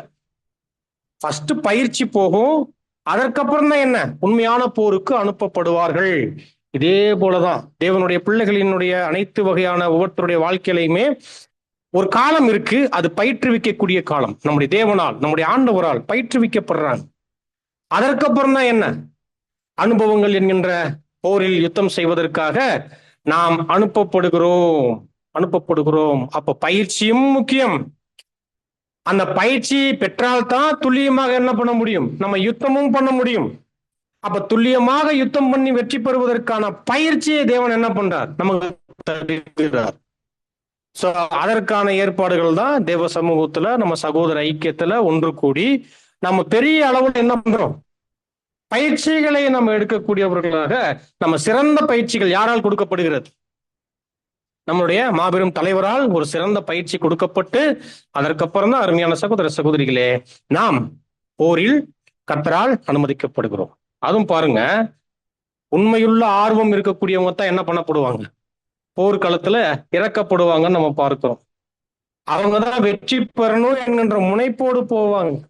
அவங்க பயிற்சி பெறும்போது அவங்க எப்படிப்பட்ட மன வைராக்கியத்துல இருக்கிறாங்களோ அவங்க அதற்கான ஒரு ஏற்பாட்டுல, அவங்க யுத்தத்துக்கு அனுப்பப்படும் போதும் எப்படிதான் இருப்பாங்க, மன வலிமையோடும் தைரியத்தோடும் உற்சாகத்தோடும் என்ன பண்ணுவாங்க, இந்த பயிற்சியை இதற்காக தான் என்கின்ற அந்த ஒரு ஸ்டேபிளான மைண்ட்ல இருப்பாங்க. பயிற்சி எடுத்துட்டோம், திடீர்னு யுத்தம் வருது, யுத்தம் எதுக்குன்னு கேள்வி கேட்டா எப்படி இருக்கும்?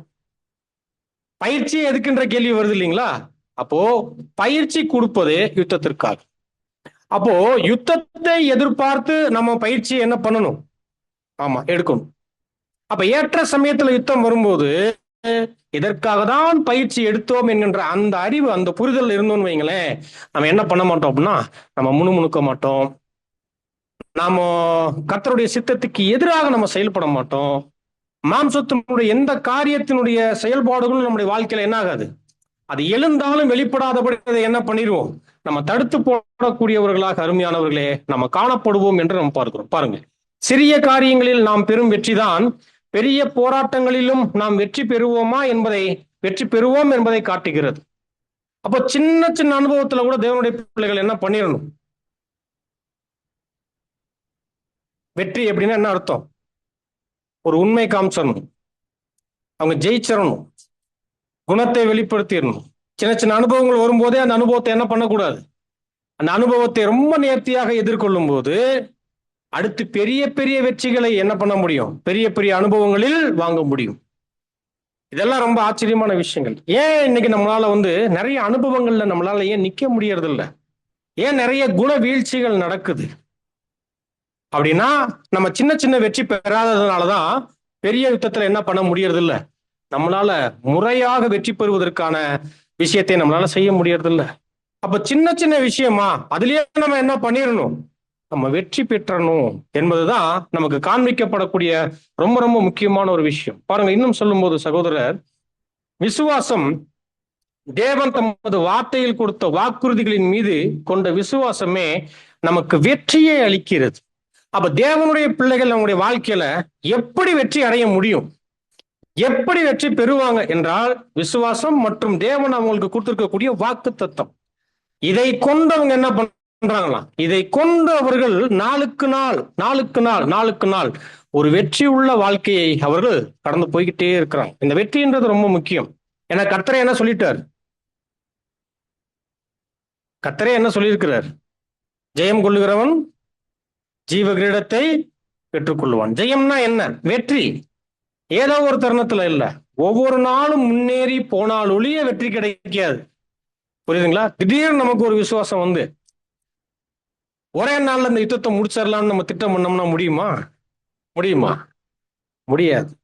எப்போ உடன்படிக்கை பண்ணணுமோ ஸ்டில் டெத் வரை என்ன பண்ணி ஆகணும், இந்த யுத்தத்தை நம்ம தொடர்ந்து பண்ணி கொண்டே போவோம். அப்பதான் வெற்றி என்ன ஆகும், அங்க வரும் என்று நம்ம பார்க்கிறோம். அப்ப அந்த ஒரு வகையில் அருமையான சகோதர சகோதரிகளே, அந்த வெற்றிக்கு ரொம்ப முக்கியம் விசுவாசம். மற்றும் அந்த விசுவாசத்தை தேவன் எப்படி நமக்கு மத்தியில அதை வர்த்திக்க செய்கிறார், எப்படி அதை பலப்படுத்துகிறார் என்றால் அவருடைய வாக்கு தத்தங்கள். அப்ப அவருடைய வாக்கு தத்தங்களை பத்தி இன்னும் நமக்கு நிறைய தெரியாமல் இருக்குது. வாய்ப்பு இருந்தால் வரக்கூடிய நாட்கள் அதை பாடமாக பார்க்கலாம். வாக்கு தத்தங்கள் தேவனுடைய பிள்ளைகளுக்கு எவ்வளவு இன்றியமையாத ஒன்று, அதனுடைய அவசியங்கள் என்ன என்பதை ரொம்ப தெளிவாக எழுத்துக்களுடைய விபரத்தோடு நம்ம பார்க்கலாம். அப்ப அந்த ஒரு வகையில பாருங்க அருமையானவர்களே, தேவனுடைய வாக்கு தத்தத்தை கொண்டு என்ன பண்றார், நம்முடைய விசுவாசத்தை பலப்படுத்தி வெற்றியை நமக்கு தரக்கூடியவராக அங்க இருக்கிறார் என்று நம்ம பார்க்கிறோம். இரண்டாவது பாருங்க, முதலாவது வெற்றி நம்மை தேவனுக்கு முழுவதுமாக அர்ப்பணிப்பு செய்யும் போதே கிடைக்கின்றது. என்னவா முதலாவது வெற்றி என்ன? அதாவது நம்ம எப்போ அந்த வெற்றியினுடைய பாதையில் அடி எடுத்து வைத்து வந்துறீங்களா, முதல் நம்ம அர்ப்பணிச்சு வந்துறீங்களா, பிரதிஷ்டை நம்ம தேவனுக்கு என்று அர்ப்பணிச்சு சொல்றீங்களா, அதுவே ஒரு வெற்றி. அதுவே ஒரு வெற்றி. தேவனுக்கென்று, தேவனே என் சித்தம் அல்ல உங்கள் சித்தம் என்று அர்ப்பணம் சொல்றீங்களா, அதுவே ஒரு வெற்றி. இப்ப அதை தொடர்ந்து அர்ப்பணிப்புல எவ்வளவாக தேவனுடைய பிள்ளைகள் வளருகிறார்களோ அது பெரிய வெற்றியாக மாறுகிறது, பெரிய வெற்றியாக மாறுகிறது. அதனாலதான் அர்ப்பணிப்பு விஷயத்தை பொறுத்தவரை அருமையானவர்களே, அது வெறுமனே தண்ணிக்குள்ள போயிட்டு வரக்கூடிய ஒரு நிகழ்வு அல்ல, மாறாக வாழ்நாள் முழுவதும் நம்ம தேவனுக்காக நம்மை தத்தம் செய்து வாழக்கூடிய வாழ்க்கை என்று நம்ம ரொம்ப விவரமாக நம்ம பார்க்கக்கூடியவர்களாக இருக்கிறோம். அப்போ பாருங்க, நம்முடைய பிரதிஷ்டையினுடைய முடிவு அது எவ்வளவு பெரிய வெற்றியாக அது இருக்கும். பிரதிஷ்டையினுடைய ஆரம்பமே வெற்றி என்று வரும்போது பிரதிஷ்டையினுடைய நிறைவு தோல்வியா இருக்கக்கூடாது, அது வெற்றியாக அங்க இருக்கணும் என்கின்ற இந்த காரியத்தையும் நாம் பார்க்கணும். பாருங்க, சாத்தானும் மற்ற எல்லா எதிரிகளும் நாம் அப்படி செய்யாமல் தடுக்க முயற்சிக்கிறார்கள். எப்படி செய்யாமல், இவங்க தங்களை அர்ப்பணிப்பு மட்டும் பண்ணிடக்கூடாது, தேவனுக்கு பிரியமா மட்டும் இவங்க வாழ்ந்துடக்கூடாது, தேவனுக்கு உண்மையாக மட்டும் இவங்க இருந்துடக்கூடாது என்று என்ன பண்ணுவாங்க, இப்படி மட்டும் இவங்க செஞ்சிடக்கூடாது என்று தடுக்க முயற்சிப்பார்கள். அந்த நேரத்தில் வெற்றி பெறுவது எப்படி? இப்ப இந்த கேள்வியை நம்ம எப்படி வைக்கலாம்னா, அனுதினமும் நம்மை நாம் தேவனுக்கென்று அர்ப்பணித்துக் கொள்ளக்கூடிய ஏற்பாடு அது இருக்கணும், அது இருக்கணும். ஆனா நிறைய சமயத்துல அதை நம்ம மறந்துடுறோம் இல்லைங்களா? அனுதினமும் அர்ப்பணிக்கணுமானா ஆமா, கண்டிப்பா ஒவ்வொரு நாளும் தேவனுக்காக நம்மை அர்ப்பணிக்கணும். அப்ப ஒவ்வொரு நாளினுடைய அர்ப்பணிப்பு அது பெரிய விஷயம்.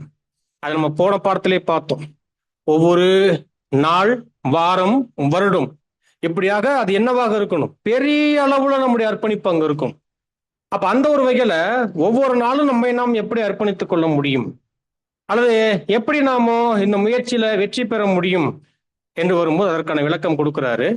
வேதாகமத்தின் மீது விசுவாசம் வைத்திருந்தால் இது நியாயமான சேவை என்பதை அறிந்து கொள்ளுவோம், அதாவது நியாயமான அர்ப்பணிப்பு என்பதை அறிந்து கொள்ளுவோம். அப்போ வேதத்தின் மீது விசுவாசம்னா என்ன அர்த்தம், தேவனுடைய வார்த்தை. தேவனுடைய வார்த்தையை வெறுமனை கேட்பது முக்கியம் இல்ல, அந்த வார்த்தையின் மீது விசுவாசம், நம்பிக்கை வைக்கணும். விசுவாசம், நம்பிக்கைன்னா அதனுடைய அர்த்தம் என்ன? அப்படியே அந்த வார்த்தையை நம்முடைய வாழ்க்கைக்குள் ஏற்றுக்கொள்ளுவது, அந்த வார்த்தையின்படி நடந்து கொள்ளுவது. இதுதான் என்னவா? இதுதான் முக்கியம். இதுவே நியாயமான அர்ப்பணிப்புக்கான காரணமாக இருக்கு என்று அறிந்து கொள்ளுவோமா? எவ்வளவு அருமையா சொல்றாரு பாரு. அப்ப தேவனுடைய வார்த்தையெல்லாம் எவ்வளவு முக்கியம், எவ்வளவு விசேஷமாக அங்க இருக்கு என்கின்ற இந்த காரியங்களையும் பார்க்கிறோம். பாருங்க, தேவன் இதை நியாயமான அர்ப்பணிப்பு என்று சொன்னால் அதை நாம் செய்வோம். அல்லது பாருங்க, தேவன் இது நியாயமான சேவை, ஊழியம் என்று சொன்னால் அதை நாம் செய்வோம். ஆமா, தேவன் எதையெல்லாம் நமக்கு முன்பதாக தன்னுடைய சித்தத்துக்கு உட்பட்ட காரியங்கள், சேவை, ஊழியம் என்று சொல்லுகிறாரோ அதையெல்லாம் நம்ம என்ன பண்ணுவோம்? தேவன் சொன்னா செய்வோமா, செய்ய மாட்டோமா? செய்வோம். தேவன் சொல்லி செய்யக்கூடியவர்கள் தான் யாரு? தேவனுடைய பிள்ளைகள் என்கின்ற இந்த காரியத்தை நாம் பார்க்கிறோம். பாருங்க, அந்த வெற்றியை அளிப்பது எது? மீண்டும் சொல்றாரு, விசுவாசமே. பாருங்க, சில நேரங்களில் என்னால் இதை செய்ய முடியாது என்று தோன்றலாம். அந்த மனச்சோர்வை வெல்ல முடியுமா? நிறைய சமயங்கள்ல இந்த அழைப்புல என்னால முடியுமா என்று நமக்கு நாமே என்ன பண்றோம்? கேள்வி கேட்கிறோம், அல்லது ஏதேதோ காரணங்களை முன்வைக்கிறோம் நம்ம. ஆனா இது முடியுமா என்று பார்க்கும்போது பாருங்க, என்னால் இதை செய்ய முடியுமா அப்படின்னா அதுக்கு மன சோர்வுகள் காரணமாக இருக்கலாம், எதுவாக வேணாலும் இருக்கலாம். ஆனா சகோதரர் கொடுக்கிறாரு, நம்முடைய விசுவாசத்தை பொறுத்து தான் அவைகள் எல்லாமே இருக்கு அப்படின்றது. ஏன்னா உங்களுடைய விசுவாசமே உலகத்தை ஜெயிக்கும் ஜெயம். அப்போ உங்களுடைய விசுவாசம் எதளவுக்கு இருக்குதோ அதன் அடிப்படையில தான் உங்களால முடியுமா முடியாதா என்கின்ற காரியம் அது விசுவாசமே நிர்ணயிக்கும் அப்படின்னு சொல்றாரு. அப்ப விசுவாசம் இல்லாமல் ஒருவர் தேவனுக்கு பிரியமாக இருக்க முடியாது. அப்படின்னா தேவனுக்கு பிரியமா இருக்க முடியாதுன்னா அதனுடைய அர்த்தம் என்ன?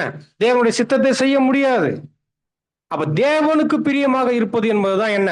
ரொம்ப ரொம்ப முக்கியமான ஒரு விஷயம். அதனாலதான் வசனங்கள் சொல்லுது, உங்களுக்கு நீங்களே பிரியமா நடக்காதீங்க, உலகத்துக்கு பிரியமா நடக்காதீங்க, மாம்சத்துக்கு பிரியமாக நடந்து கொள்ளாதீங்க என்று ஏன் நமக்கு நிறைய வசனங்கள் இருக்கு அப்படின்னா, அருமையானவர்களே, எப்படியாக நம்ம காணப்பட்டோம் என்றால் தேவனுக்கு பிரியமில்லாதவர்களாக நம்ம போயிடுவோம். அப்ப ரொம்ப முக்கியமா, விசுவாசமே உலகத்தை ஜெயிக்கும் ஜெயம். நம்முடைய விசுவாசம் எதளவுக்கு இருக்குதோ அதளவுக்கு நம்ம ஜெயிக்க முடியும், அதளவுக்கு ஜெயிக்க முடியும். இன்னைக்கு நம்ம மத்தியில விசுவாசத்தினுடைய குறைச்சல் தான் நிறைய சூழ்நிலைகளை நம்மளால மேற்கொள்ள முடியறது இல்லை.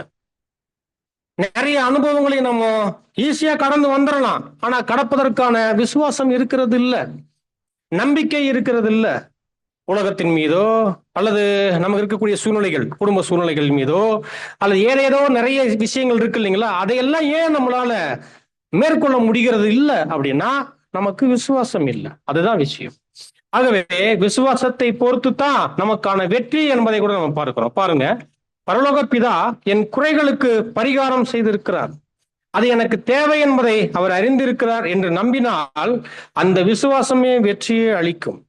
அப்போ நம்முடைய எல்லா காரியத்திற்குமான பரிகாரமாக மற்றும் எல்லா தேவைகளுக்கான நேர்த்தியான பரிகாரத்தை தேவன் என்ன பண்ணியிருக்கிறார்? நமக்கு தேவன் அங்க செய்திருக்கிறார். எல்லா குறைகளுக்கான பரிகாரங்களை தேவன் அங்க செய்திருக்கும் போது இதை நாம நம்பும் போது என்ன, நம்ம வெற்றி அடைய முடியும் என்று நம்ம பார்க்கிறோம். ஆகவே அருமையான சகோதர சகோதரிகளே, அதனாலதான் இந்த போராட்டத்துல நம்ம தேவனை சார்ந்து தாழ்மையில இருக்கணும். அப்போ இது எதை குறிக்குது அப்படின்னா, ஒரு யுத்த வீரன் ரொம்ப முக்கியமாக அவன் பெருமை கொண்டு என்னால் தான் எல்லாமே அப்படின்ற ஒரு எண்ணத்துக்குள் போய்விடாதபடி கிறிஸ்துவுக்குள், அந்த விசுவாசத்துக்குள், தேவனுடைய வார்த்தைக்குள் அவர் மீது வைக்கக்கூடிய நம்பிக்கையின் அடிப்படையில் அவருடைய வெற்றியை அவர் உறுதி செய்யும் போது அங்க தாழ்மை பெருகி கொண்டே போகும். அப்ப நிறைய சமயங்கள் அருமையானவர்களே, பெருமை என்பது அது கூட அவங்களை வழி நடத்தும், போராட்டத்துக்கு எதிராக வழி நடத்தும். சில சமயங்கள்ல அவங்க வெற்றி கூட பெறலாம் அவங்க, ஆனால் ஒரு சமயத்துல அவங்க என்ன ஆயிடுவாங்க, அந்த பெருமை, அந்த அகந்தையினாலே அவங்க என்ன ஆயிடுவாங்க, அவர்கள் விழுவதற்கும் அவர்கள் அழிவதற்கும் அந்த குணமே காரணமாக மாறிடும் என்கின்ற இந்த காரியத்தையும் கூட அங்க காமிக்கிறார். ஆகவே பாருங்க அருமையானவர்களே, இப்ப மீண்டும் சகோதரர் கேட்கிறாரு, தேவன் நமக்கு வெற்றியை எப்படி கொடுக்கிறார், எந்த வகையில் அவர் கொடுக்கிறார் என்று பார்க்கும்போது பாருங்க, நம்முடைய வாக்குறுதிகளின் மூலம் அப்படின்னு சொல்றாரு. நமது வாக்குறுதிகளின் மூலம், தன்னுடைய வாக்குறுதினா என்ன, பிராமிஸ், தன்னுடைய வாக்கு தத்தங்களின் மூலம் கொடுக்கிறார். வெற்றி என்றால் என்ன என்பதை நம்ம சரியாக புரிந்து கொள்ள வேண்டும். ஒரு வாதத்தில் எதிராளியை தோற்கடிப்பது வெற்றி அல்ல அப்படின்னா என்ன சொல்றாரு? வெற்றியை நம்ம சரியா புரிந்து கொள்ளணும். ஒரு வாதத்துல எதிராளியை வெல்லுவது வெற்றி அல்ல. வாதம்னா என்ன? நிறைய வாக்குவாதங்கள் பண்றோம் இல்லைங்களா, நிறைய பேசுறோம் இல்லைங்களா, நிறைய சண்டை பண்றோம் இல்லைங்களா. இந்த வாய் என்ன பண்ணுது? இந்த வாய் பயங்கரமான ஒரு யுத்த ஏற்பாட்டுல இருக்கக்கூடிய ஒரு ஒண்ணுதான். இந்த நாக்கு கூட என்னதான்? நாக்கு கூட மாபெரும் கருவிதான், ஆபத்தான கருவிதான். யாரை எப்ப வேணாலும் என்ன பண்ண முடியும்? இது எந்த நேரத்துல வேணாலும் தாக்கிட்டு வந்துடும். பயங்கரமான தாக்குதலை என்ன பண்ண முடியும்? இந்த நாக்குனால கொடுக்க முடியும். அப்போ இந்த நாவை வைத்துத்தான் என்ன பண்றாங்க இன்னைக்கு நிறைய பேர்? பெரிய பெரிய வாதங்கள்லையும் வாக்குவாதங்கள்லையும் அவங்களுடைய திறமையை முன்னிட்டு என்ன பண்றாங்க? அவங்க செயல்படுறாங்க. அப்ப அதுல ஒருத்தர் ஜெயிச்சிடறாருன்னு வைங்க, அது வெற்றியா அப்படின்னா அது வெற்றி அல்ல. பாருங்க, அடுத்து சொல்றார், நான் சரி அவர் தவறு என்று அவரை ஒப்புக்கொள்ள செய்தாலும் அதற்கான கடுமையான அல்லது காயப்படுத்தும் வார்த்தைகளை பேசியிருந்தால் அது உண்மையான வெற்றியா அப்படின்னா அல்ல. ரொம்ப அழகா சொல்றாரு பாருங்க, நான் சரி அவர் தப்பு, அல்லது அவர் தப்பு இவர் சரி என்று ஏதோ ஒரு வகையில சரி தவறு என்கின்ற இந்த ஒரு எண்ணங்களுக்குள்ளேயும் பேச்சுக்களுக்குள்ளேயும் வாதங்களுக்குள்ளேயும் வார்த்தைகளுக்குள்ள உள்ள போய் அதுல பல வகையான காயங்களை ஏற்படுத்தி விட்டுட்டு, சரிங்களா, இப்ப அதுல ஒரு சொல்யூஷன் அதுல கூட வரும். எப்ப வரும்? முடியாமல் ஒரு சோறு வந்து என்ன ஆகும்? சில பேர் காயத்தினால் அமைதியாகி போவாங்க தெரியுங்களா. அப்போ நம்ம வெற்றி அடைஞ்சிட்டோம் அப்படின்னு நம்ம நினைச்சோம் அப்படின்னா அது வெற்றியா அப்படின்னா அது வெற்றி அல்ல. பாருங்க அடுத்து, ஏளனம் அல்லது கடுமையான பேச்சு. ஏளனம்னா என்ன அர்த்தம்? இப்ப கூட பாருங்க, கேலி என்று கூட வச்சுக்குவோம். அந்த எண்ணமே ஏளனமானது. நிறைய சமயத்துல நம்ம தேவனுடைய வார்த்தைய உதாசீனப்படுத்துறோம் தெரியுங்களா, அது கூட ஏளனம் தான். தேவனுடைய வார்த்தையை உதாசீனப்படுத்துவது கூட ஏளனம் தான். இது போல ஒருவரை நம்ம பார்க்க வேண்டிய விதத்தில் பார்க்க தவறுவது கூட என்ன? ரொம்ப ஏளனமாக பார்ப்பது. பிடிக்கும் போது ஒரு பார்வை, பிடிக்காத போது ஒரு பார்வை. புரியுதுங்களா? ஏளன பார்வை, ஏளனமான பேச்சு, இதெல்லாம் என்னவா? கிறிஸ்துவின் சுபாவத்திற்கு ஏற்றதல்ல. இதெல்லாம் தேவனுடைய பிள்ளைகள்கிட்ட இருக்கக்கூடாது அப்படின்றார். இதெல்லாம் எவ்வளவு முக்கியமான விஷயங்கள் பாருங்க. அப்படின்னா இது மாம்சத்துல இருக்குது. ஒருவேளை தெரிந்தோ தெரியாமல் கூட நம்ம நிறைய சமயத்துல இதை நம்ம விழுந்துடுறோம் நம்ம. ஆன போதிலும் பாருங்க, இதெல்லாம் தேவனுடைய பிள்ளைகள்கிட்ட இருக்கக்கூடாது. ஏன்னா இந்த உங்களுடைய வாழ்க்கை ரொம்ப முக்கியமான ஒரு வாழ்க்கை. பாருங்க அடுத்து பாருங்க, அது போன்ற நடத்தை மூலம் அவர் மனம் மாறாமலும் இருக்கலாம். பல நேரங்களில் உலகத்தின் பார்வையில் நமக்கு தோல்வியாக தோன்றுவது தேவனுடைய பார்வையில் மிகப்பெரிய வெற்றியாக இருக்கலாம். அப்போ நிறைய சமயத்துல அருமையானவர்களே, இந்த அழைப்புல மற்றவங்கெல்லாம் நம்மளை பார்த்து தோல்வின்னு நினைக்கும் போது அது தேவனுடைய பார்வையில நம்ம வெற்றி அடைஞ்சிருக்கிறோம் என்று அர்த்தம். ஆகவே இந்த யுத்தம் முற்றிலும் வித்தியாசமானது. இங்க நம்ம மாம்சத்தில் யுத்தம் பண்ணி நம்முடைய செயல்பாடுகளில் யுத்தம் பண்ணி வெற்றி பெறுவது அல்ல. மாறாக ஒரு மாம்சத்தை நம்ம மேற்கொள்ளக்கூடிய ஏற்பாட்டுல நம்ம தோல்வியே அடைந்தாலும் அது தேவனுடைய ஏற்பாட்டுல வெற்றியாக பார்க்கப்படுகிறது என்கின்ற இந்த காரியத்தை ரொம்ப அழகாக நாம் பார்க்கிறோம். பாருங்க, வேதாகம அறிவு மட்டுமே வெற்றியை அளிக்குமா? இப்ப அடுத்து இன்னொரு பாயிண்ட்டுக்கு வர்றார்.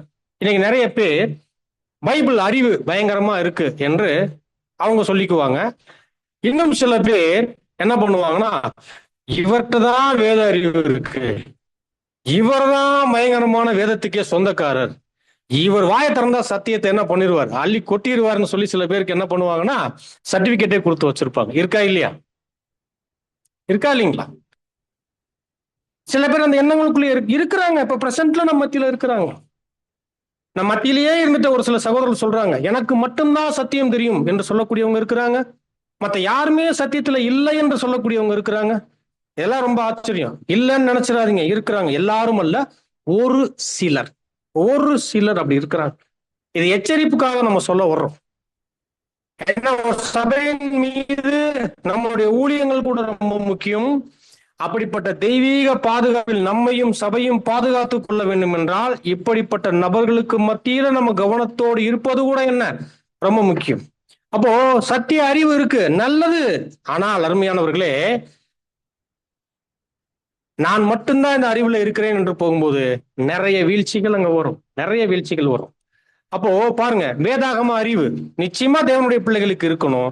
ஆனால் அது மட்டுமே வெற்றியை கொடுத்துருமா என்றால் இல்லை. என்ன பண்ணாது? இல்லை. இப்ப இல்லைன்னு சொன்ன உடனே இப்ப சில பேருக்கு ரொம்ப சந்தோஷமாயிரும். அப்பாடா, அப்ப வேத அறிவு இல்லாட்டினா ஒன்னும் பிரச்சனையே இல்லை அப்படின்னு நம்ம நினைச்சுக்க கூடாது. கேள்வியே என்ன?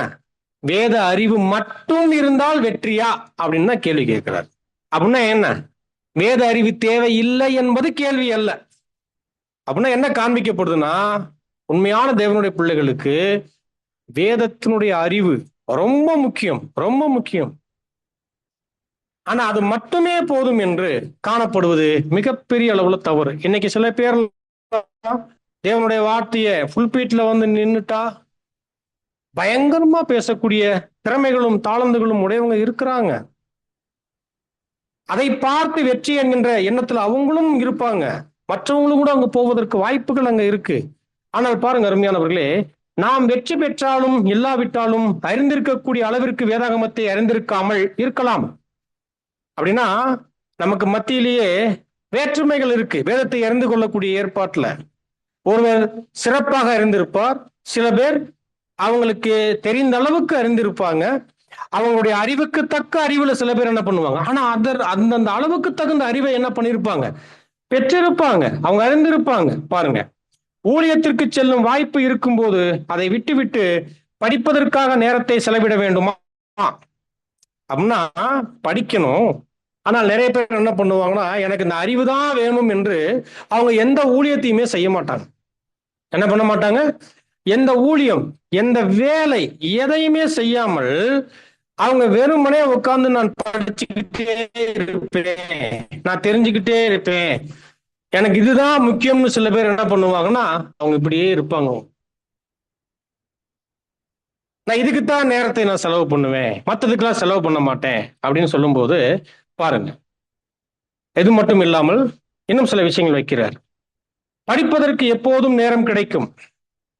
நாம் வீட்டிலேயே தங்கி இருந்தால் அந்த வெற்றியை இழந்திருக்க வேண்டி இருக்கும் அப்படின்னு என்ன சொல்ல வர்றாரு? படிக்கிறதுனா ஒரு இடத்துல வீட்டுல இருந்தா படிக்க முடியும், அல்லது ஒரு இடத்துல இருந்து படிக்க முடியும், எப்ப வேணாலும் படிச்சுக்கலாம் அப்படின்னா இதையும் தப்பா நினைச்சுக்க கூடாது.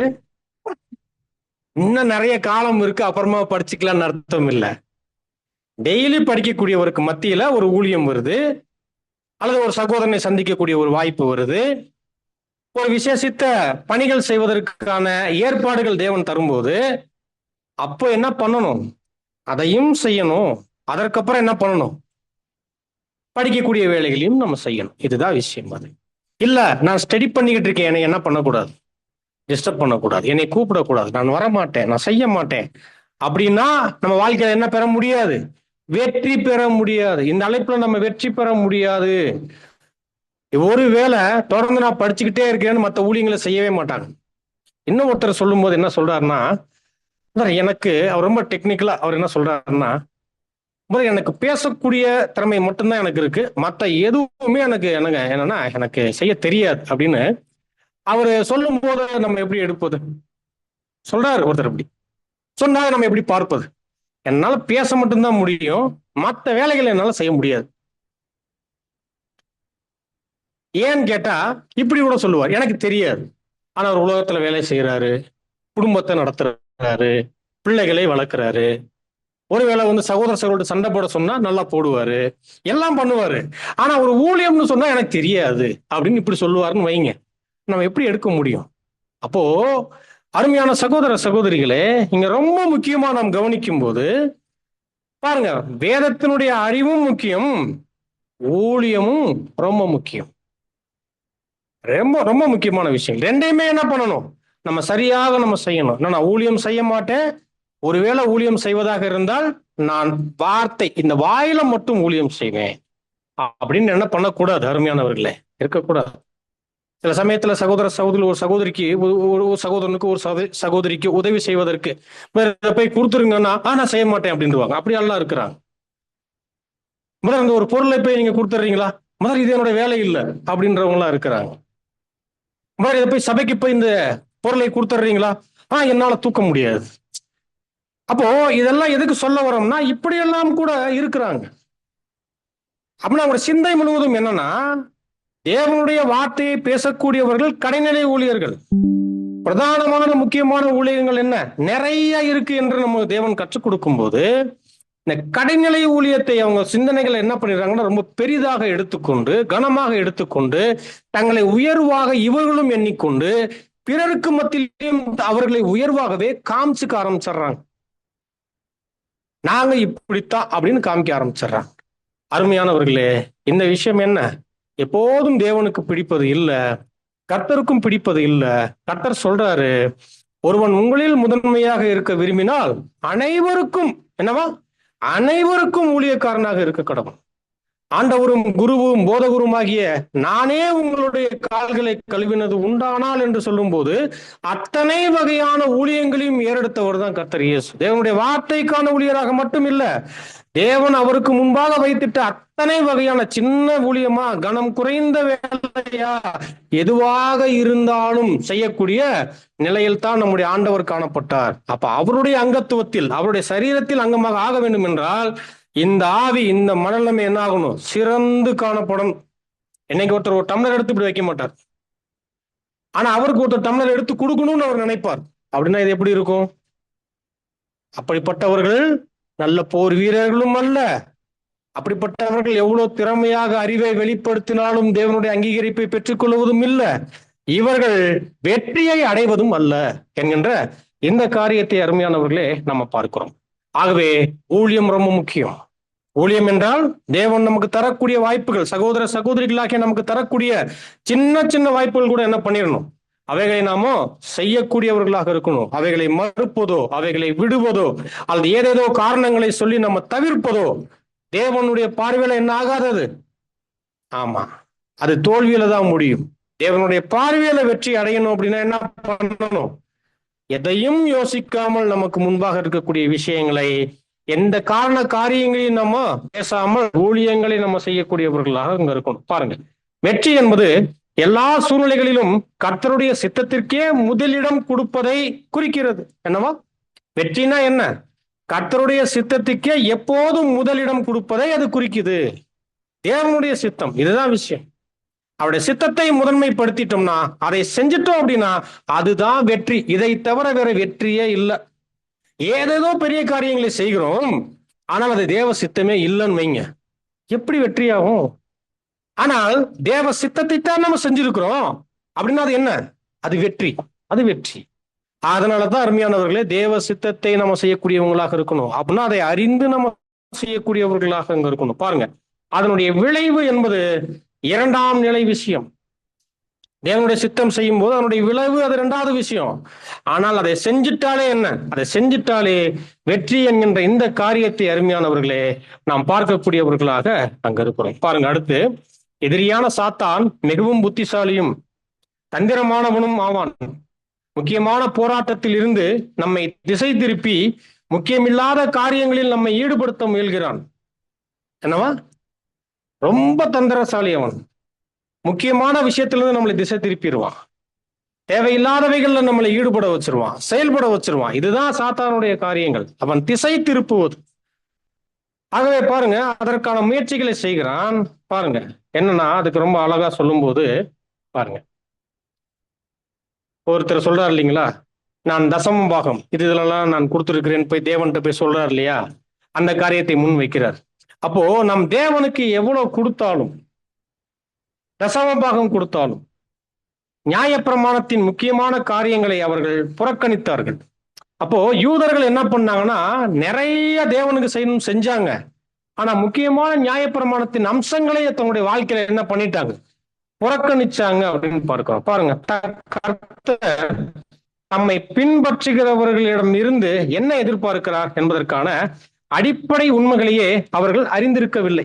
அப்படின்னா தேவன் தம்முடைய ஜனங்கள் கிட்ட எதை எதிர்பார்க்கிறார் அப்படின்னா, தசம பாகத்தையா, காணிக்கையவா, பலியையா? இல்ல, அவருக்கு கீழ்ப்படியணும், அவருக்கு உண்மையாக இருக்கணும். அப்புறம் தான் என்ன பலிகள். ஃபர்ஸ்ட் அவருக்கு கீழ்ப்படியணும், அவருடைய நீதியை செய்யணும், பின்பு என்ன பண்ணணும், அதற்கப்புறம் அதிகமா எவ்வளவு வேணாலும் செய்யலாம், என்ன வேணாலும் செய்யலாம் கர்த்தருக்காக என்கின்ற இந்த காரியங்களை பார்க்கிறோம். இதை அவங்க அறியவே இல்லை. அதனாலதான் தேவனுக்கு இதை கொடுத்தா திருப்தி ஆயிடுவாரு, கடுகு, சீரகம், சோம்பு இதெல்லாம் கொடுத்து தசம பாகம் கொடுத்தா தேவன் என்ன ஆயிடுவாரு? திருப்தி ஆயிடுவாருன்னு நினைச்சுக்கிட்டு இருந்தாங்க. தேவன் அதையெல்லாம் எதிர்பார்க்கிறதும் இல்ல, தேவன் அவைகள்ல திருப்திப்படுகிறவரும் அல்ல. சோ மாறாக அருமையானவர்களை பாருங்க, போராட்டத்தின் பலன்களை எதிரி நம்மிடமிருந்து பறித்து விடாதபடி நாம் எச்சரிக்கையாக இருக்க வேண்டும். நாம போராடிக்கிட்டு இருக்கிறோம், அதனுடைய பலனை எடுத்துடக்கூடாதுன்னு சத்துரு எப்படி இருக்கிறானா ரொம்ப கவனமா இருக்கிறான். அதை விட நாம என்ன பண்ணிடணும்? நாம் போராட்டத்துக்கான பலனை இழந்துடக்கூடாதுன்னு நாம அதை விட என்ன பண்ணணும்? அதை விட ஜாக்கிரதையாக அங்க இருக்கணும். அருமையான சகோதர சகோதரிகளே பாருங்க, ஆனால் போரின் இறுதியில் அவர்களுக்கு விலகிச் செல்ல வாய்ப்புகள் வழங்கப்பட்டன. ஏன் அப்படின்னா பாருங்க, 4 ஆண்டுகள் போராடிய ஒருவர் கடைசியில் தப்பிச் சென்றால் அவர் கௌரவமான விடுவிப்பையும் ஓய்வூதியத்தையும் இழந்து விடுவார். அப்படின்னா பொதுவாகவே ஒரு மிலிட்ரியில தெரியாம ஒருத்தர் ஓடிட்டாருன்னா, வேலையை இடையிலேயே விட்டுட்டார் அப்படின்னா அவருக்கு என்ன கிடைக்காது? எந்த வெகுமதியும் இழப்பீடோ அல்லது அவருக்கான பென்ஷனோ தொகையோ எதுவுமே கொடுக்க மாட்டாங்க. இங்கேயே அப்படின்னா அப்போ நாம இந்த ஒரு ஆவிக்குரிய யுத்த காலத்துல நாம தொடர்ந்து போராடக்கூடிய ஏற்பாட்டை நம்ம விலகிட்டோம்னு வைங்க, எப்படி இருக்கும்? கொஞ்ச காலம் தான் நான் போராடுவேன், 3 மாசம் அல்லது 2 வருஷம், எனக்கு வாய்ப்புகள் நல்லா இருக்கும்போது. இன்னும் சில பேர் இருப்பாங்க, எனக்கு இது கிடைச்சால் நான் என்ன பண்ணுவேன், நான் செய்வேன். சில பேர் ஊழியம் கூட எதிர்பார்க்கக்கூடிய எதிர்பார்ப்புகள் நடந்தா அவங்க செய்வாங்க, இல்லாட்டினா செய்ய மாட்டாங்க. அதே போல பல விஷயங்கள் அப்படியே என்ன பண்ணிக்கலாம், நீங்க கற்பனை பண்ணிக்கொள்ளுங்க, நிறைய விஷயங்கள். அப்போ அருமையானவர்களே, இன்னைக்கு போராட்ட விஷயமே இன்னைக்கு நம்ம மத்தியில எப்படி இருக்குன்னா, நாம விரும்பினால் என்கின்ற அடிப்படையில இருக்குது, அல்லது அளவுகள் வச்சு செயல்படுறோம். இதுல எல்லாம் வெற்றி வராது. பாருங்க, ஒரு உண்மையோடு நிலைத்திருந்தால் அவருக்கு கௌரவமான விடுவிப்பும் ஓய்வூதியமும் கிடைக்கும். அப்படின்னா அவர் தொடர்ந்து நிலை நிக்கணும். நிலை நின்றால் அவருக்கு என்ன கிடைக்கும்? அவருக்கான விஷயங்கள் கிடைக்கும்.